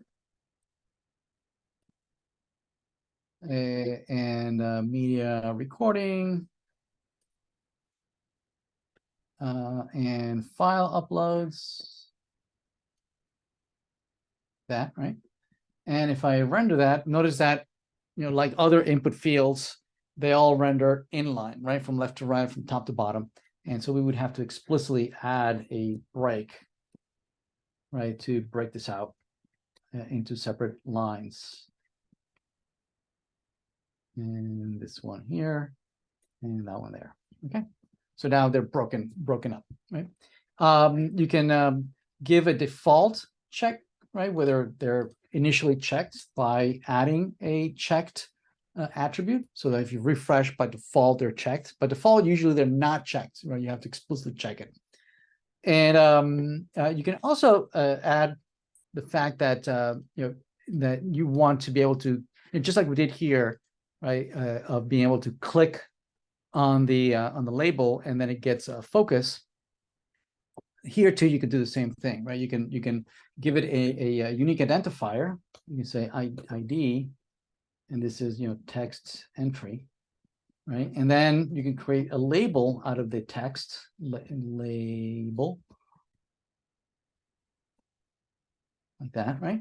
And then you can reference this. You can say for, right? And this would be text entry. There we go, like that, right? Now they're related to one another. So if I refresh, and then I click on text entry, then it gets also checked. Right? And this is, again, this is very, very valuable, especially in small screens or phones or tablets, right? Where the screens is reduced and you kind of like, pecking at the screen. If you can increase the size of the, clickable area, you improve the experience for the end user. Now, another way of achieving the same behavior is to wrap the whole thing, right? Wrap this whole thing in a label like that, right? So here we're wrapping both the input field and the text, right, in one big label around it. This achieves the same behavior, right? Being able to click on the text and it checks the checkbox. Okay, make sense? All right. Now, what about radio buttons? Radio buttons behave slightly different. So checkbox are meant for cases where you want to select one or more, right? Or select all that apply. Yes, so you can select several. Whereas radio buttons are meant for a single option, right? Where you select, at most one. So let's see how they work, right? So I can't think of a good example for checkboxes. So I'll just come up with favorites, music genre, right? And so we'll use examples for radio buttons for this, right? So we'll do input type radio, and this will be rock, pop, country, hip hop, right? And if I render it, if I render it, notice that they are not mutually exclusive. Right? I can select several, right? So if which is fine, right? You can like all these genres, right? But you would not use a radio button for this, right? You would use a checkbox instead, right? And so what we want to do is make these mutually exclusive, right? Again, all of them you can use checked, right, to initialize one as initially checked. But now to make them independent, to make them know about each other, right? That that clicking one unclicks the other because they're mutually exclusive. You do that by adding a name attribute.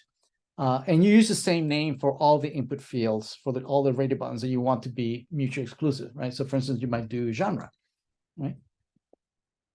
Right. So if they have the same, if these have the same name, now they're mutually exclusive. So if I click on rock, it unselects pop. If I click country, it unselects rock. So it knows that these are all mutually exclusive. Yes. Now, what if you have two groups? So you can, with name, we kind of have grouped together these four input fields into a mutually exclusive group. Yes. But what if you have another one? We have movie genre, right? And you have a and you inadvertently use the same genre name, right? You have a action, comedy, drama, and horror, right? And I refresh this. Now, because they're using the same name of genre across two different groups, notice that they're all mutually exclusive, right? And that's not the behavior we want, right? We want these to be separate, right? Separate groups. That's why here you would have to use a different name, right? Like movie genre, movie genre, or just movie. And now they are mutually exclusive within their own group, not across groups, right? So for instance, if I click on rock, country, blah, blah, blah, they're mutually exclusive amongst themselves, but not with the movie genre, right? And this one is separate. Make sense? Obviously, you would also add the labels, right? So that when you click on the text, it also clicks on the radio button. Make sense? All right. All right. So finally, let's talk about dates, right? So for instance, if you have a due date, right? To implement a date picker, you can use the type date, right? And type date allows you to create a date picker, right? That where you can select graphically, and you can give it an initial value, right? Following this format, right? Year dash month dash day. That's standard, right? It's always like that. 4 digits for the year, 2 digits for the month, 2 digits for the day, right? So that renders as follows, like this, right? And when you click on it, it pops up the a widget where it allows you to select the date, right? All right. So let's choose something like, because notice that it selects. It shows you the date here. So say you choose, let's choose another one, 16. So say 16 here, 16. Refresh. Yeah, there's 16, right? Only because I wanted to illustrate that you can also configure, right, ranges of dates that are valid or invalid, right? You can say that, for instance, you will not accept any dates before, say, September 4th, right? So you can say, the minimum date that I will accept is 2020, 09, 04, right? So when you click on it, I notice that all those dates are grayed out, right? You can't even select them. It doesn't even allow you to navigate to the past, right? To select anything before in the past. You can still navigate to the future, but you can't navigate to the past, right? Because I said that the minimum is that. You can also select maximum, right? You can say that the maximum, right, is 2020, 09, 23. Right. So now notice that it's grayed out, right? You can only select the day, but you can't select the month because you can't go forward. You can't go backwards. It's set within September. and you can't change the year either, right? So notice that it grays out anything beyond 24 and anything before 4, right? So you can only choose a date within that particular range, which is pretty cool, right? Also important for using these, I mean, it would be a bad practice to that instead of using type, you would have used a text, right? That would be terrible, right? Notice that certainly users can type this in here, but it's being very error prone, right? I could inadvertently type a wrong day, right? Which I couldn't if I was using a date picker. So us as user interface developers and IT information scientists, right? We care about data. We care about good data, right? And we don't want data to be distorted. We want data to represent the truth and reality. So always make an effort, right, to minimize any distortion of reality, right? So one of the ways is to do strongly typed data types, right, and enforce formats, right, and minimize any opportunity to introduce bad data. And one of the ways is to use good input fields. The same thing for when we use numbers here, right? That I'm disallowing you to type characters in here. Also, a great thing is that when this is going to be used or viewed in a phone, right, the phone will automatically pop up the number, the numeric keyboard, right? So it doesn't allow you to even type, alpha characters, right, A through Z, right? Only numbers are allowed. So it pops up the correct keyboard, which is great. Again, it's a great experience for end users. Same thing for email, right? So there's a type of email, right? So if you have an email, or other input field, right? You have an email. You have a color picker, right? That allows you to choose the color, which is pretty cool, right? The RGB and hexadecimal color allows you. There's an input field that allows you to select the email, right? And in this case, I can't demonstrate it here, but when people are using this in a phone or tablet, right, the keyboard, the email keyboard would pop up, right? So that the @ is there, the .com, .net, .edu drop down is there, right? So again, this improves the experience for the user. Same thing if you use a type telephone, right? There's a type telephone, TEL, right? Again, on the here I can't demonstrate, but on a phone, right, it would pop up the phone keypad, right? So you have the numbers, you have hash, star, comma, right, semicolon, right? So you can type phone numbers, right? So again, all those improve the user experience. Yes. All right. Yeah. So that's all I had for you today. So what I'm going to do is I'm going to commit this to branch A1, and I'm going to push this to a remote repository. I'm going to share it. So for all you, for your purpose, right? So you can feel free to reuse any of this or none of it, right?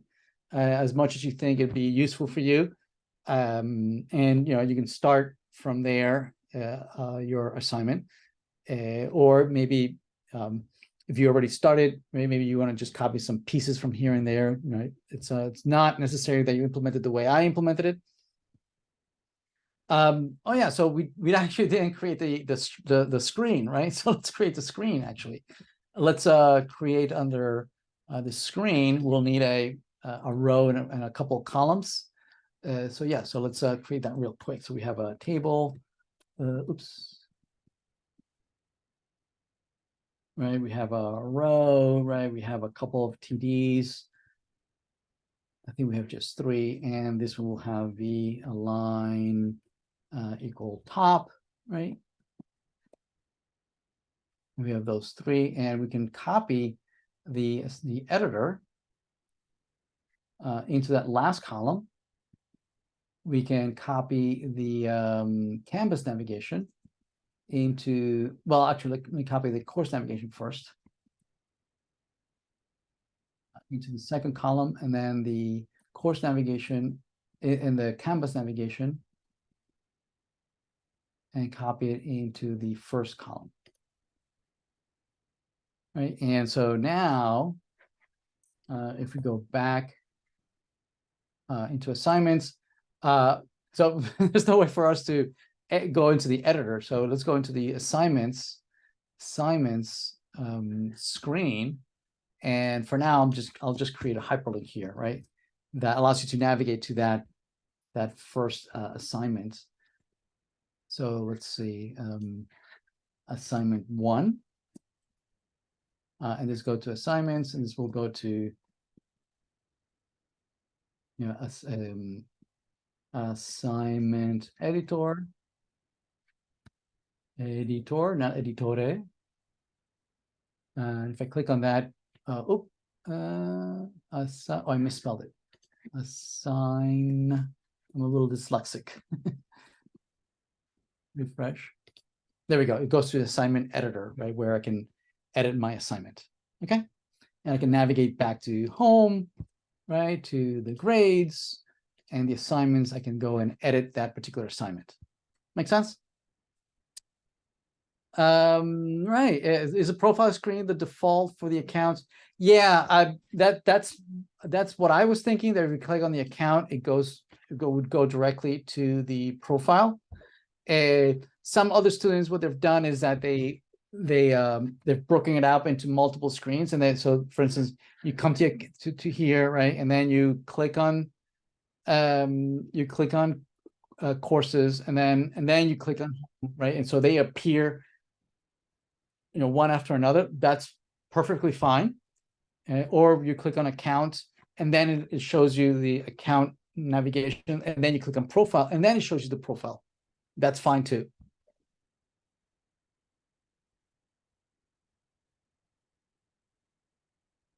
Yeah, you're kind of free to implement it. This is the minimum requirements. You know, if you have a better implementation, then, you know, feel free to go ahead and implement it that way.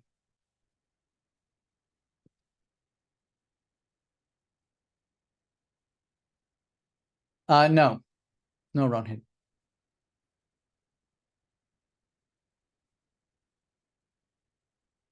All right. Yeah, so tomorrow I do have office hours at 8. So feel free to drop in if you have questions, and we can do a one-on-one if you need help. All right. All right, everyone. Thank you.